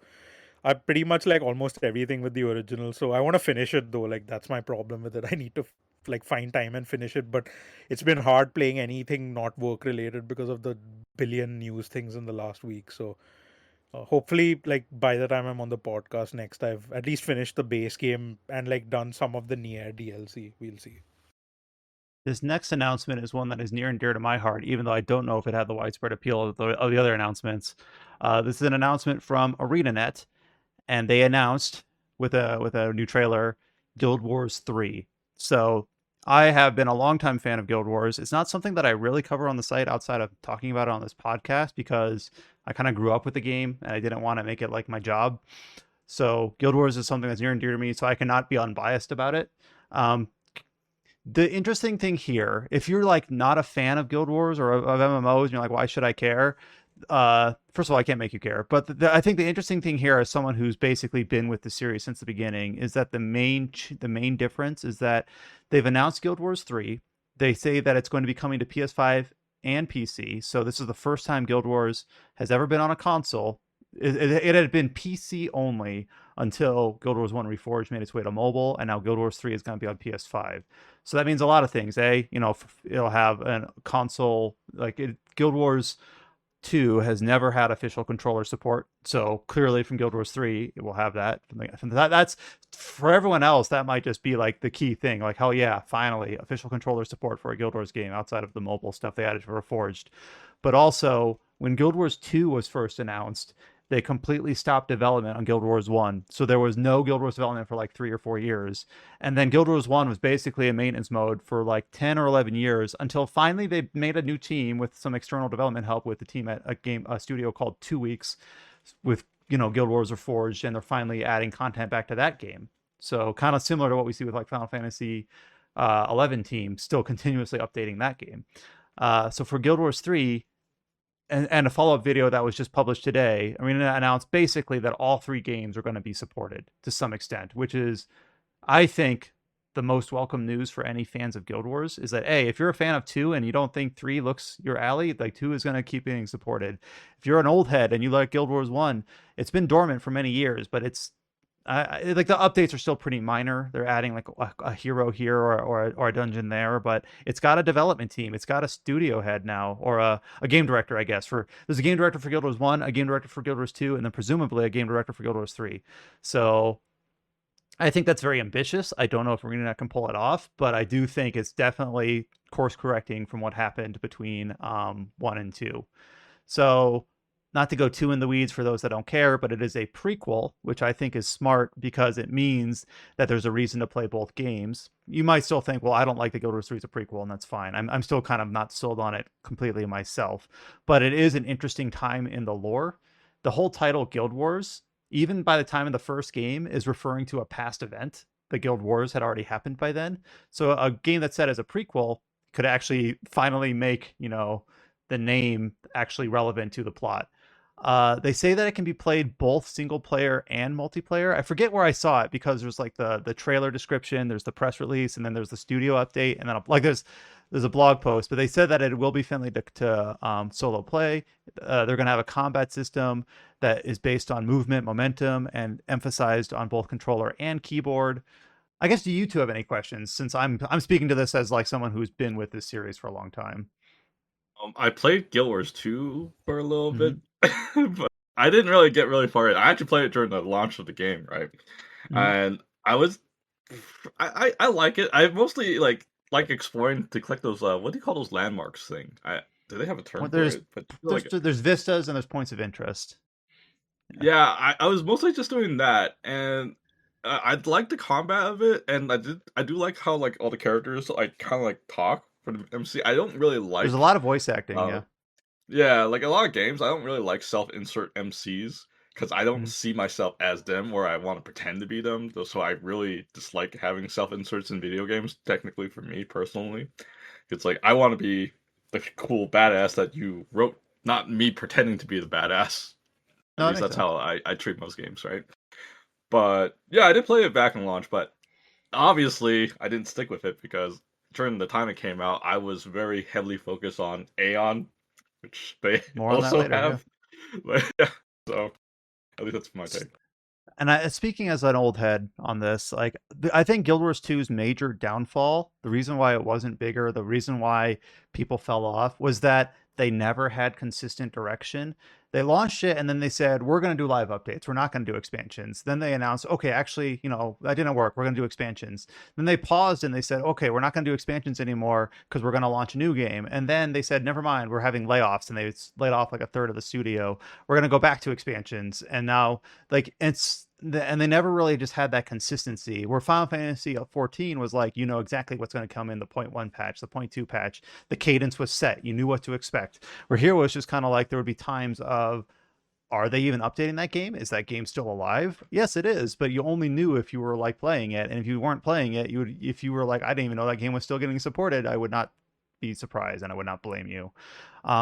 So obviously what we saw in the initial trailer was all, they said in-engine alpha footage.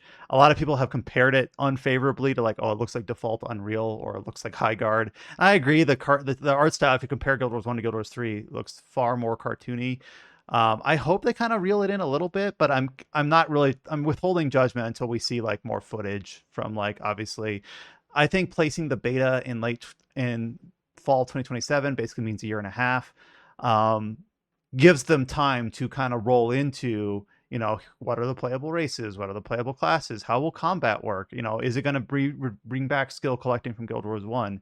Is it going to bring traversal from Guild Wars 2? Is it going to have something that's completely different from either game? We just don't know really any of that right now, and maybe the actual in-game footage will look different from the in-engine footage, or maybe it won't. Who knows?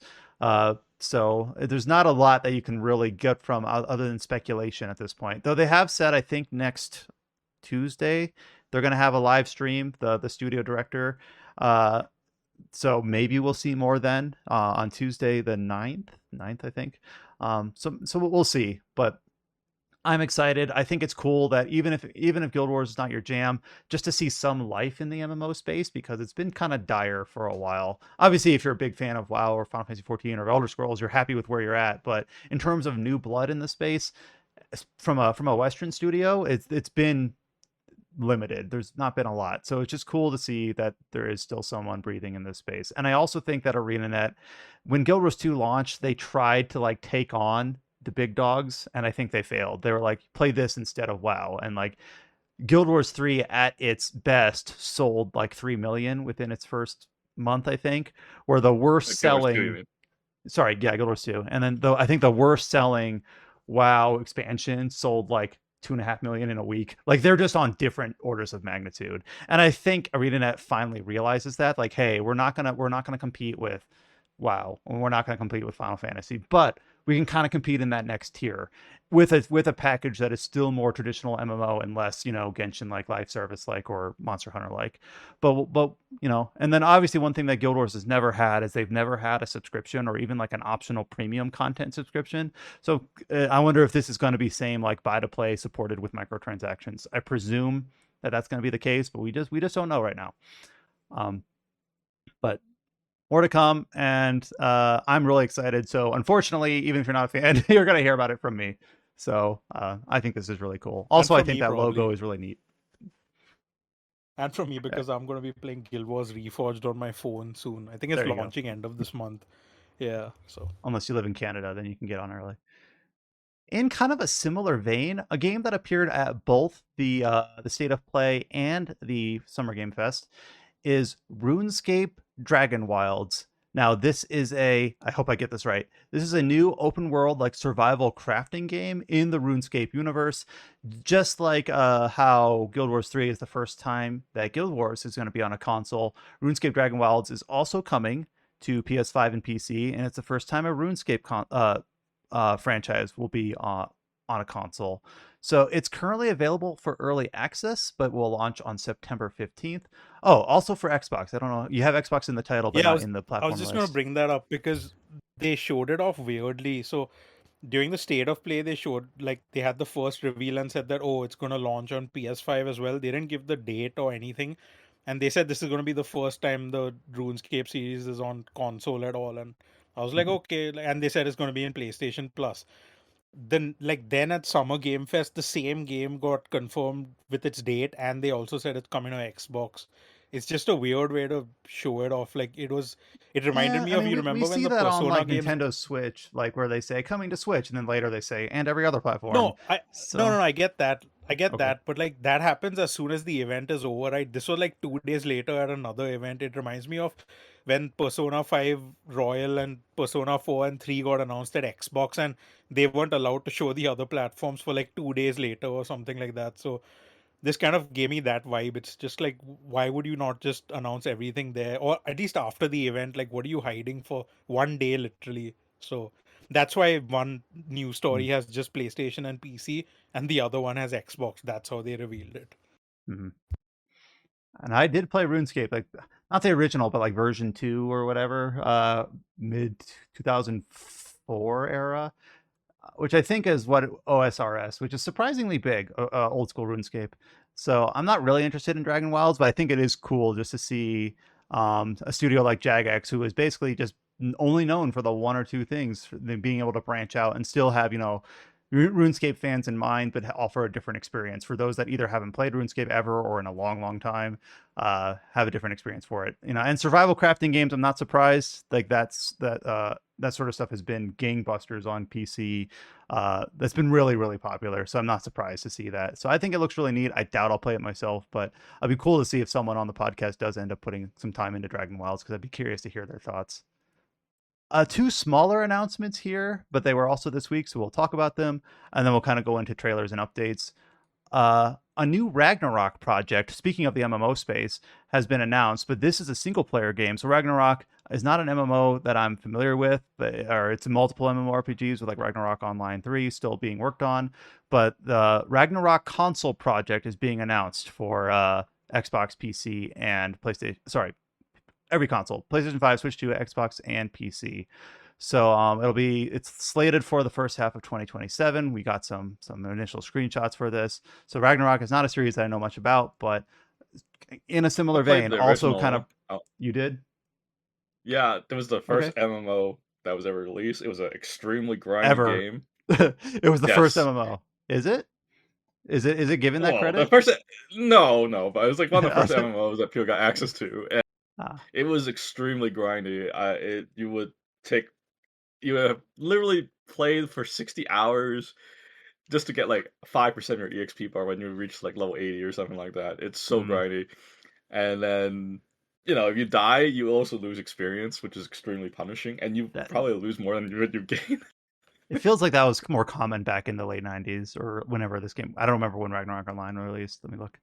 Yeah, it's like I played it when it first 2002. launched, Yeah. and yeah, it was like, well, I think it was even earlier than that. Well, The we game talked has some about that, weird. like Korean, like I'm sure not just Korean, but attributed often to Korean online games, where like you have a percent chance to upgrade a weapon, and if you fail, you lose the weapon, or if you die, you lose EXP, Oh, and that it it wasn't. has all that, Yeah, so not surprised. but yeah, the game is very punishing for its time. But there wasn't anything like it. I think when first came out, it has like a 3D background, and your characters are 2D sprites, which is kind of like a novelty at the time.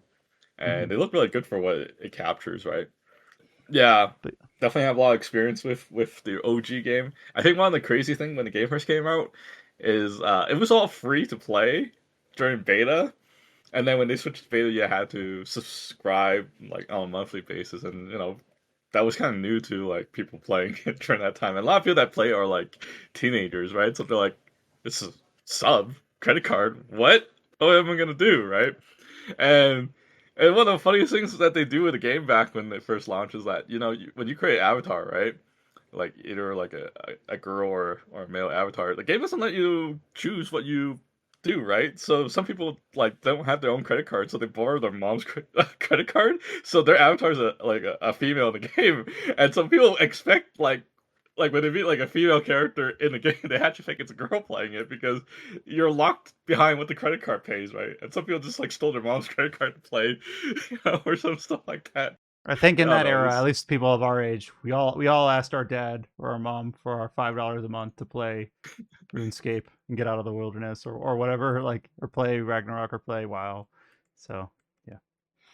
yeah, a lot of weird things, but But yeah, I new don't console know. project early next year. So for any big fans of Ragnarok, there'll be a single player option, or I don't know about single player, but console option. That's not like their Yeah. first single player option. They've done one for the DS as well. Okay. There's a DS game which uses the graphics from the MMO, and then there was like a sequel that no one liked, which is like this 3D type sequel that they have. I think Samsung kind of co-funded, but I don't know. It's been a long time.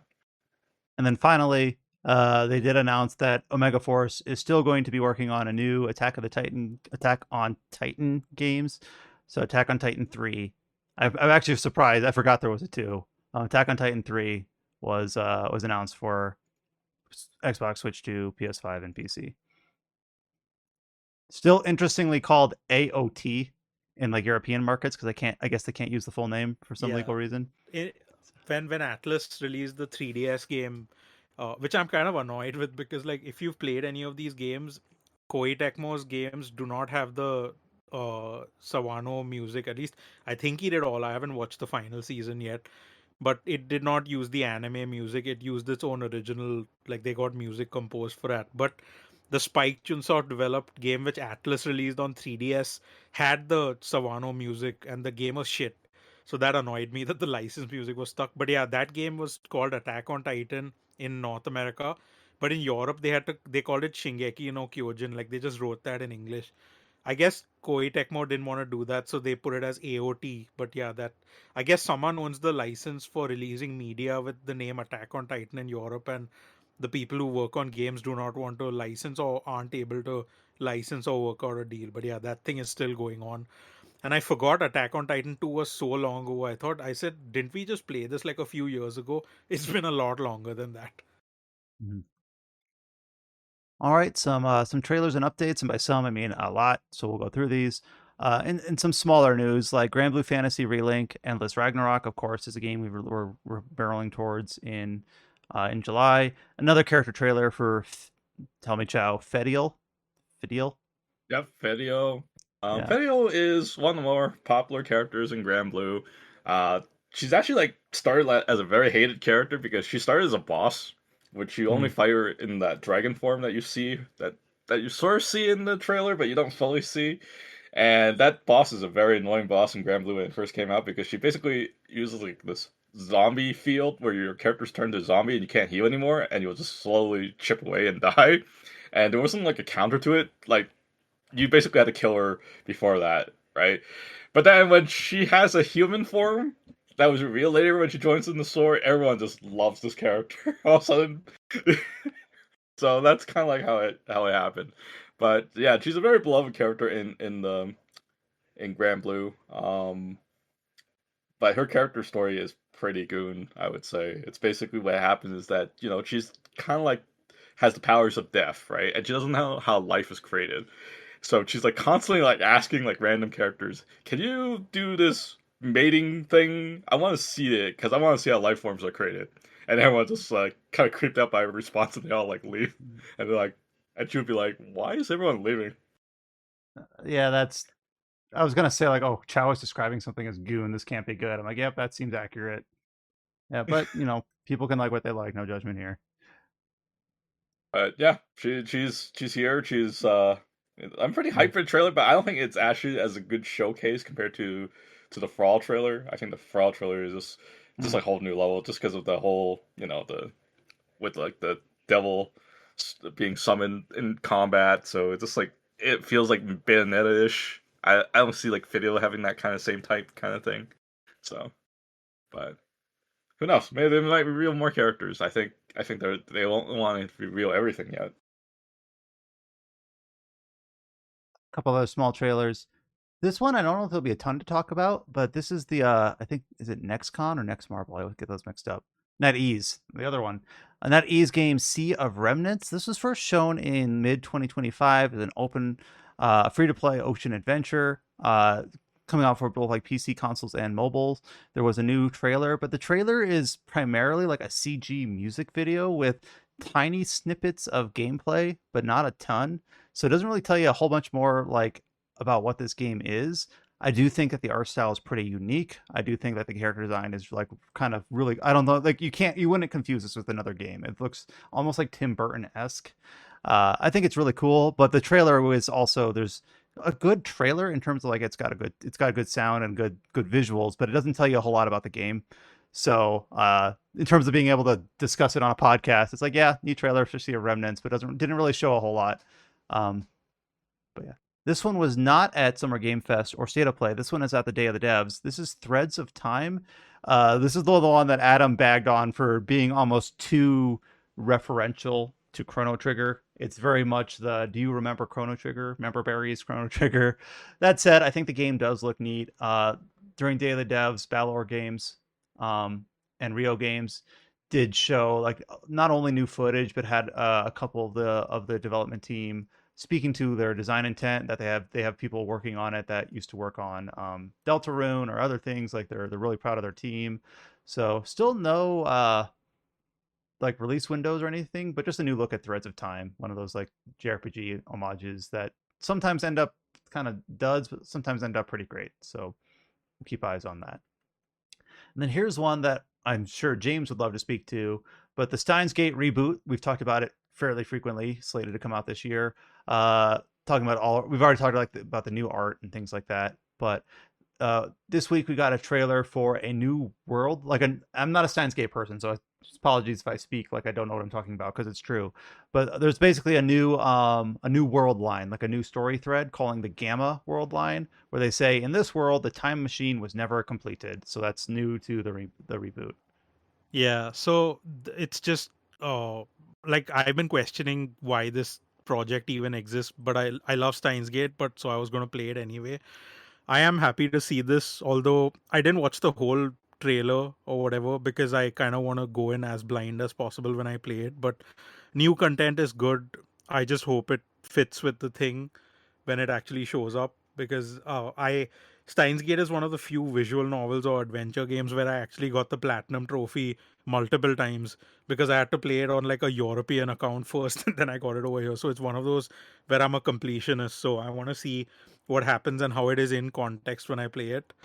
I'm very excited for this release. It's a bit annoying how they're handling it. I don't know if you've seen that it's coming out sooner in Asia and worldwide on Steam and Xbox, but the console like PlayStation and Switch versions are coming out later in the West. So they Yeah, are we coming did. We out talked with about that, I English think, in last Asia. time. Yeah. Yeah, yeah. Okay. Okay, sorry, I missed that. But yeah, like Hmm. it's a little annoying, but I guess I have to do two articles for it. But yeah, like I am definitely gonna be playing this as soon as I can. Like I'm tempted to email them right now and say, can you send me an early code? But yeah, like that, like salivating to play that. So hopefully it ends up being good. I did not care too much for Steins Gate Zero. I liked it a lot, but it felt like a downgrade from the original. So I hope whatever new stuff they do over here still feels as good as the main core Steins Gate. A couple other trailers and updates for games that were either at State of Play or Summer Game Fest. This one was at both. Control Resonant. So a series I've always been interested in, but I haven't played. It showed up at the State of Play, where it had a new story trailer, which basically introduced two things. One, it gave us the release date of September 24th. And two, it really prominently featured Jesse. Of course, Control Resonant has a new protagonist named Dylan, but very much shows that, Jesse is still going to be a major character in this game. And then the second thing is that it showed up at the Summer Game Fest with they called it the Paranatural Manhattan trailer.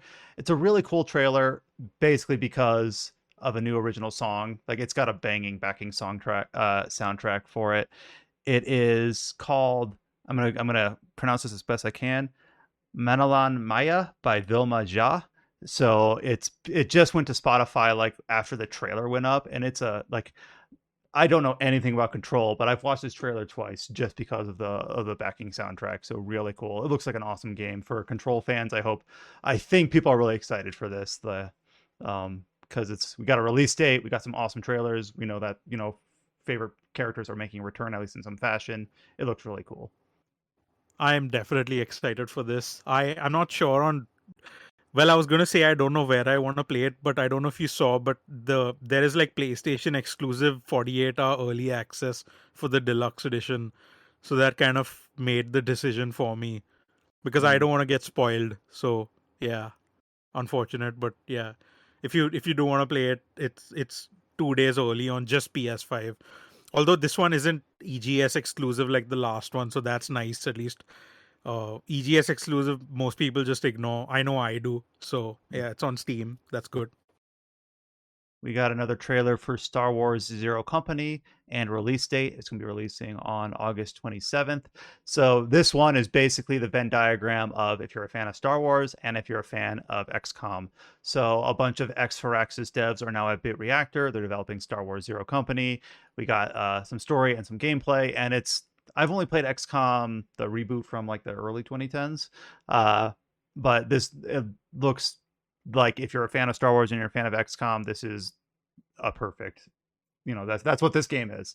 So looks really cool. I'm kind of a lap Star Wars fan, but I have a brother who is not much of a tactical game person, but just loves Star Wars. So I'm curious to see what he'll think of this.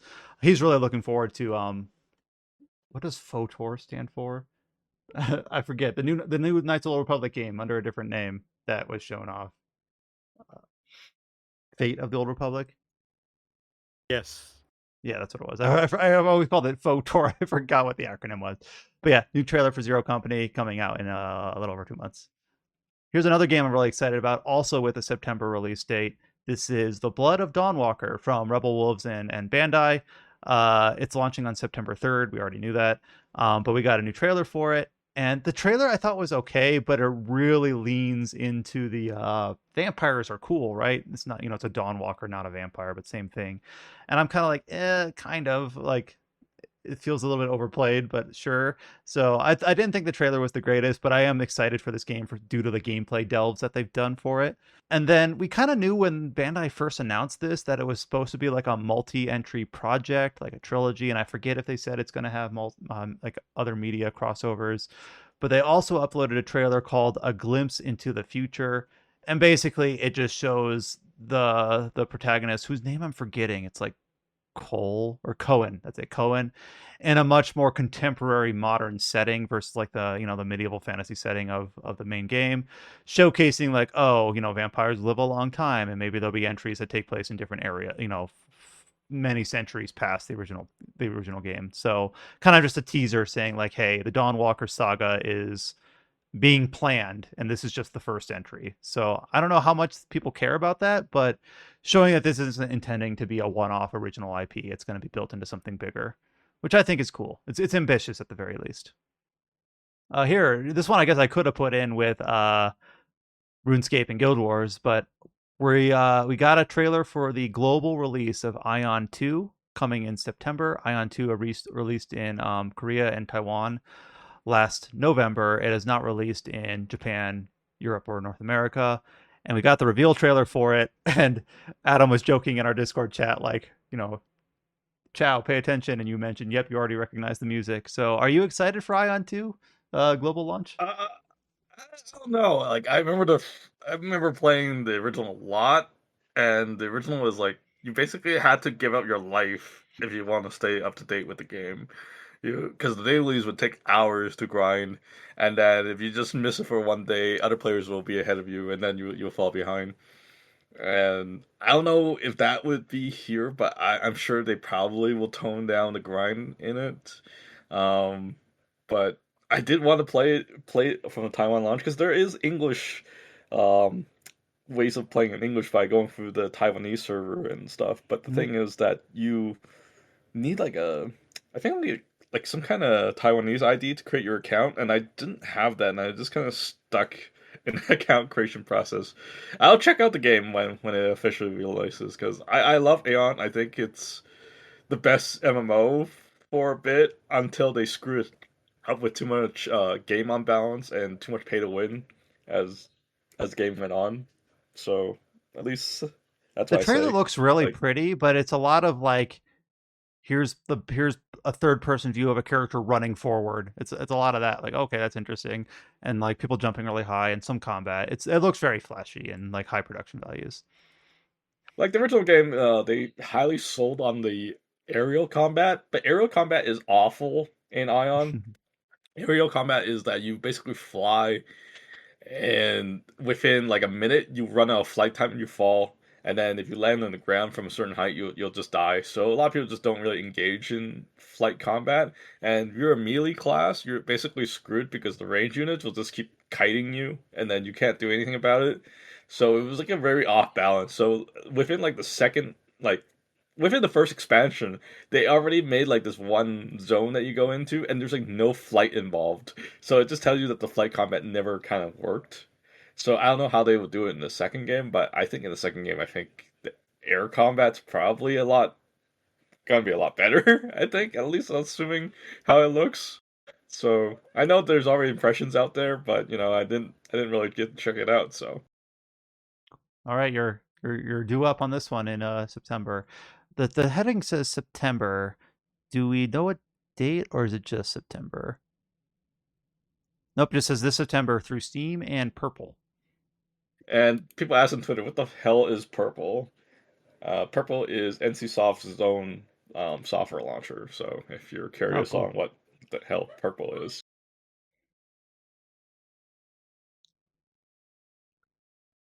The next update we have is we have Demonschool is coming to Switch 2. So Demonschool finally released late November. We talked about how it had a pretty major update. When was that? Not just late May, so mid May. So that was a cool one that added New Game Plus, character lines, etc., text log. But it's going to be getting. You just covered this one just now, Mikhail. So this is probably fresh in your head. Yeah, It's getting like DLC 10 and it's coming to minutes Switch before 2. we recorded. Yeah. Yeah, so the DLC is like puzzle focused. They said there's going to be a side story with a mysterious antagonist. In the teaser trailer, which they didn't upload on their own channel, at least I'll check after we finish recording if it's there. But they blurred out the dialogue with this antagonist because I guess they want to reveal it later or they want it to be a surprise. And yeah, the Switch. They said they're doing a native Switch 2 version free upgrade, like with mouse controls. That'll be really useful for this game.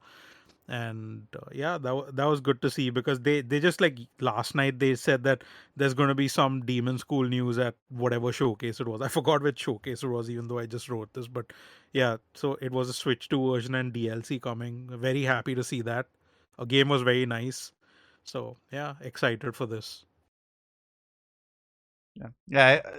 There's still going to be more news coming in as different streaming events happen throughout the week. But I think and Demon School, of course, you said was just an hour ago. But I think we've covered all the major RPG related news at that was shown at Summer Game Fest or at the State of Play. Like there were things we didn't cover, like Alien Isolation 2. There was that first single player like third person military game. What was that, like Crossfire? Crossfire. Yeah, they Wasn't spent it a lot of something where time they on said that it's one. It was yeah, interesting. it's like a game from Naughty Dog and some other big name devs or whatever, and Yeah, they it definitely just looked shouted, like it's a yeah, narrative game because it's got the talent of Naughty yeah. Dog. So Pal World was on there. I guess we could cover that, but I don't think anyone was interested in covering that. Hot Wheels Infinite Yeah, Rush I was wasn't. there.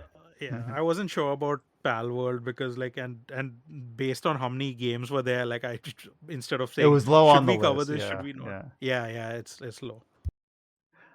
So other things that were announced over the week, Scarlet Nexus has finally hit the 2 million copies sold mark. So, a game that was, I don't know about near and dear to our heart, but a game that we thought was interesting and inventive and kind of rooting for primarily because of the talent behind it. What was it? Who was the guy who Kenji? Oh, I'm gonna mess this up. I forgot his name, but I know what you're talking about. Like he was promoting it like on his own social account and every day Kenji daily updates and all. It Anabuki was nice. Yeah, okay. basically has tweeted 2,000 days in a row sharing Scarlet Nexus news since the release. So a real one, and just his enthusiasm's infectious. So I think that Scarlet Nexus didn't set the world on fire, but I think if they ever did make a sequel happen, I think we'd be excited to see it. Just be like, hell yeah, I or really rooting enjoyed for. it. Like it delivered what I wanted from Astral Chain. Like I was so hyped for Astral Chain, like new Mm. Platinum Games IP and all, and I bought that. Like it actually cost me more than like most Switch games back then because it was like an import store didn't want to bring it and I had to get them to get it for me. And at this point I was like super anti-digital. So I wanted a physical copy and I was just so bored playing it. So like when I got Scarlet Nexus, it kind of had like a similar concept and adored it. So, yeah, and I think this is another lesson in one of those things where you have publishers reporting numbers or players versus sales because Scarlet Nexus hit 2 million players like 4 years ago, and now it's hit 2 million sales. So, sometimes there's a big discrepancy in that front. That's the Mm. lesson here. Let's see here. Citizen Sleeper and Citizen Sleeper 2 Star Wars Vector are coming to Switch 2 on June 25th. Two games that I played back to back either late last year or early this year. Real fun titles. Cool to see the perfect fit on Switch 2. I played them on the Steam Deck and I had an excellent time. Pokemon Champions is going to be getting its mobile release on June 17th. Of course, it released on Switch in early April. This one just got announced just like 2 hours ago, right? Fields of Mystria. This is a Stardew Valley like that originally released in 2024 is going to be getting its 1.0 exiting early access launch on August 5th. My fiance is really like Field of Mystria. It feels like it's one of the games that most closely matches Stardew Valley while still offering something new. That I don't know, she really has liked it, so this is cool. That's getting purchase Yeah, one. The only thing it it's doesn't it's have like is it doesn't have multiplayer. So I know people have been asking for yeah. multiplayer for a while. What are you It's gonna say? really it's one of those things where it's one of those games where I bought it when it hit early access and it had so much content back then for like an early access release, but I do not play early access games out of principle unless I have to for work. So I was just like I'll wait for 1.0. So like now it's finally releasing in like 2 months, and they're very excited for that because they're adding so much more to an already content packed game, and everyone I know who plays it loves it. Like I think most people who got like hundreds of hours out of Stardew Valley and had their fill, they moved on to this and they've been playing that as well. So yeah, looking forward to seeing how it feels in 1.0. Dune Awakening, which released on PC in June. Oh wait, when? Yeah, June last year. Sorry, like didn't release in June. So Dune Awakening is going to be coming to PS5 and Xbox on September 22nd, alongside a major update to the PC version. This is interesting. The first thing they highlight on the major update is like including a single player mode. So it's like, oh, okay, what does that mean? And I haven't played the game to know like what that might mean. It's just interesting to frame that as an update. Like we're adding single player. Like, oh, that seems like pretty major. So I'm curious to see like what that means. But for those that don't like to play multiplayer games or they don't want to bother with matchmaking or anything like that, like okay, maybe if you just want to poke in No, Dune, they actually just had to also do this thing with PvP and PvE, that at one of the updates or something they like I covered it a few weeks or like over a month ago, they put out this statement saying that they will be doing PvE focus, and they had like this PvP stuff which they said was not matching what we wanted from the game, and players were not responding to it as they had hoped for, so they're going to like focus on PvE.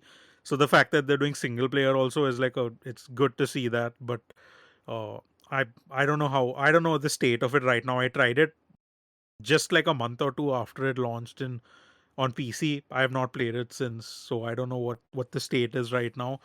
It has gotten like a lot of paid and free DLC since coming to PC. So the PS5 and Xbox version will come with so much stuff right from the get go. So I don't know if they confirmed cross save and cross play or anything, but in games like this, those would be really useful.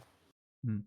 It's interesting because I remember probably like 5 or 6 years ago at this point, but New World, the Amazon MMO that unceremoniously got shut down, was originally envisioned as like a PvP focused game, but then late in the release, they said, "Oh, we're going to add PvE because that's what the players want." And I always think like the audience for a PvE based on multiplayer game is going to be bigger, but it's interesting to see.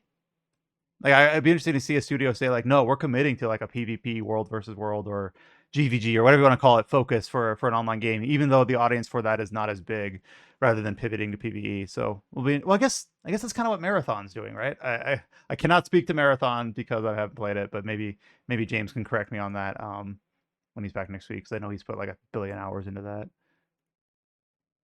Elden Ring is going to be coming to Nintendo Switch 2 on August 28th. Obviously, it was originally announced a while back, but finally has a release date for Elden Ring Tarnished Edition, August 28th, Switch 2. And they're releasing the other quote unquote tarnished stuff, which is like I think it's just some cosmetics or something for 550 yen in Japan the same day. They haven't confirmed the price for like the Americas and Europe, but I assume it's going to be $5. There's been, and they didn't actually show any gameplay when they announced this Elden Ring date. They just announced it with saying, "Here's Elden Ring coming out over here." I don't know if we're going to see it in a potential Nintendo Direct or maybe just closer to launch, but for a game which was revealed with the console and delayed twice, I believe, and had like bad showings until a recent preview event had it good, like James wrote about it. It's not filling me with confidence to announce a date, have it pre-order, like have it available for $80 and not show footage at all. That's kind of bad. Onimusha Way of the Sword got a release date of September 25th. And yeah, people are already joking that September is packed, October is getting packed because people are avoiding Grand Theft Auto. So another September release for Onimusha Way of the Sword. Chow, you're pretty excited for this one, right? Yeah, I didn't get a chance to check out the demo, but Yeah, my there's a friend demo available now. was like playing it. He's like, "Damn, you have to check this out immediately. It's better than Pragmata." It's like, okay, I'll give It it a is it shot. is really good. It is really good, but it's not as like fast as the old Onimusha, which I kind of expected. Like I think the first reveal, everyone just thought it was going to be a Souls like or whatever, but it is Onimusha. But I kind of hope the final game has more aggression from the enemies and that there's an option to play it a bit faster because it feels a bit just sluggish. Not in input latency or anything. It just feels like slower pace than I expected from an Onimusha game. But like on its own, I really like it. So I want to play more of the demo. So Speaking of September and October release dates, Phantom Blade Zero was originally announced to be releasing on September 9th. They announced that very late last year. Um, they've pushed their they've released a new special teaser trailer, as well as saying that they're pushing the release date from September 9th to October 29th. So a little under a 2-month delay, but still going to be in that very packed September to October timeframe, just at the back of it rather than at the front of it.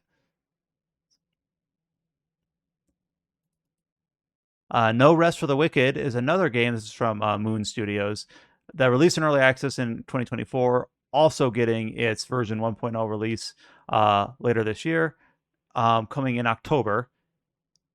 Let's see, October for PS5 and PC, and then also planned for Xbox and Switch too, but no release date specific for those. So a game I've heard good things about for early access, and curious to see how the full release lines up.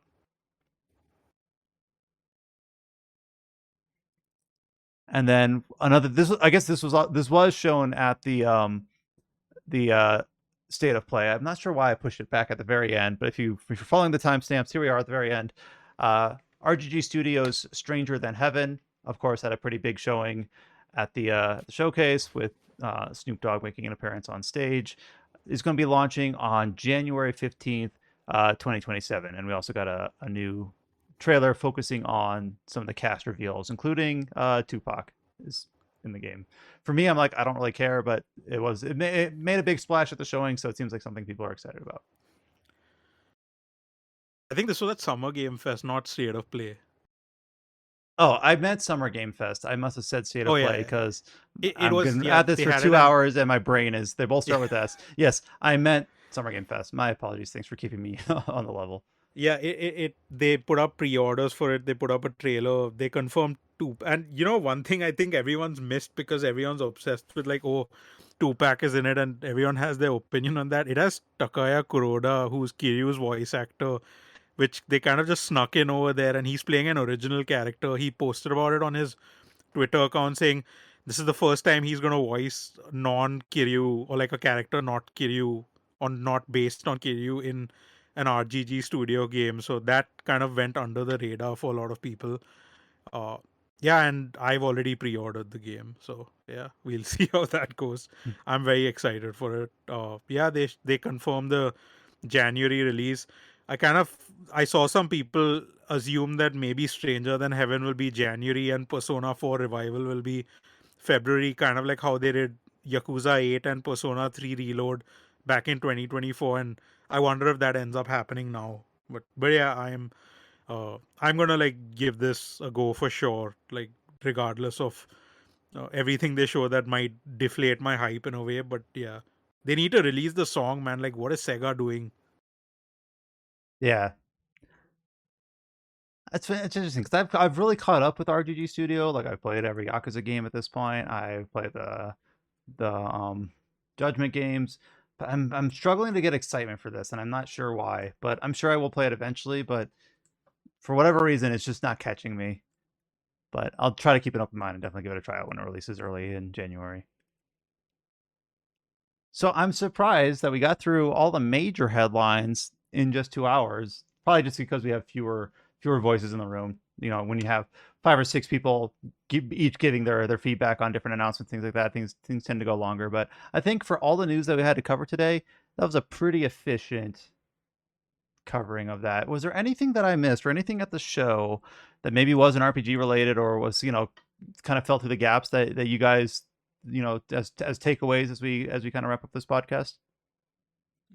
I think we Oh, covered everything important. Like, I obviously not an RPG, but Virtua Fighter looks really nice. I'm excited for look, that. it's But got then story no mode. year. You might do that branching paths again, just like how Josh did for Street Fighter. Yeah, but then no year, no platform. So I think it might be further away than we expect. Otherwise, yeah, Ace Combat 8 is definitely like my most anticipated game, mainly because I want the remaster of Ace Combat Zero. Like this is your like they got me. They're gonna make me pre-order it because I don't want to miss out on that. And I might play Ace Combat 8 later, but I'm definitely playing Ace Combat Zero the moment I can. Otherwise, I think we sorted everything. Like you kept us in check. Well, obviously, And like yeah. we'll get to see Josh, Adam, and James's opinions on things like Final Fantasy VII Revelation and others when they're back from SGF. So even if there's no more news to come out for specific games, I'm sure we'll be touching base on those games next week once they're back and we're able to see what their opinions are on those. Plus everything else that comes out of Xbox and everything, all the things we already mentioned. So all the news about Final Fantasy VII Revelation, the trailer, some of the features, including Final Fantasy VII Rebirth coming to Switch 2 and having the stream progression, are all up on the site, rpgsite.net. No Gothic 1 review yet because the code is very late, but we do have at least a technical preview for PC handhelds. I know it's just a little tease, but on the site as well. And I'll return to giving fuller impressions of that once I'm able to put more time into the game. Of course, also the interview with make sure I get his name right, Hitoshi Sakimoto from Late May up on the site. So real cool opportunity there to speak to someone who's been in the game a long time. Yeah, join our Discord, discord.gg/RPG site. Lots of people that were basically kind of live watching, live reacting to the state of play. So that was, Summer Game Fest, probably both of them. So that was really cool. So join the community there. If you like this podcast on whatever service of choice, leave us a like, leave us a rating. We'd love to see those. Give us likes and views on our YouTube channel. Follow us on any of the social medias. Just search for RPG Space Site. You should be able to see that. I'm gonna try to see if we can get Alex in here to talk about Final Fantasy in the upcoming weeks. He's a slippery one to get to latch down, so I no promises on that. But you'll hear from us and hopefully the full crew just a week from now with final SGF thoughts on the next episode of the Tetracast. But until you hear from us next time, stay safe, take care, and we'll talk to y'all later.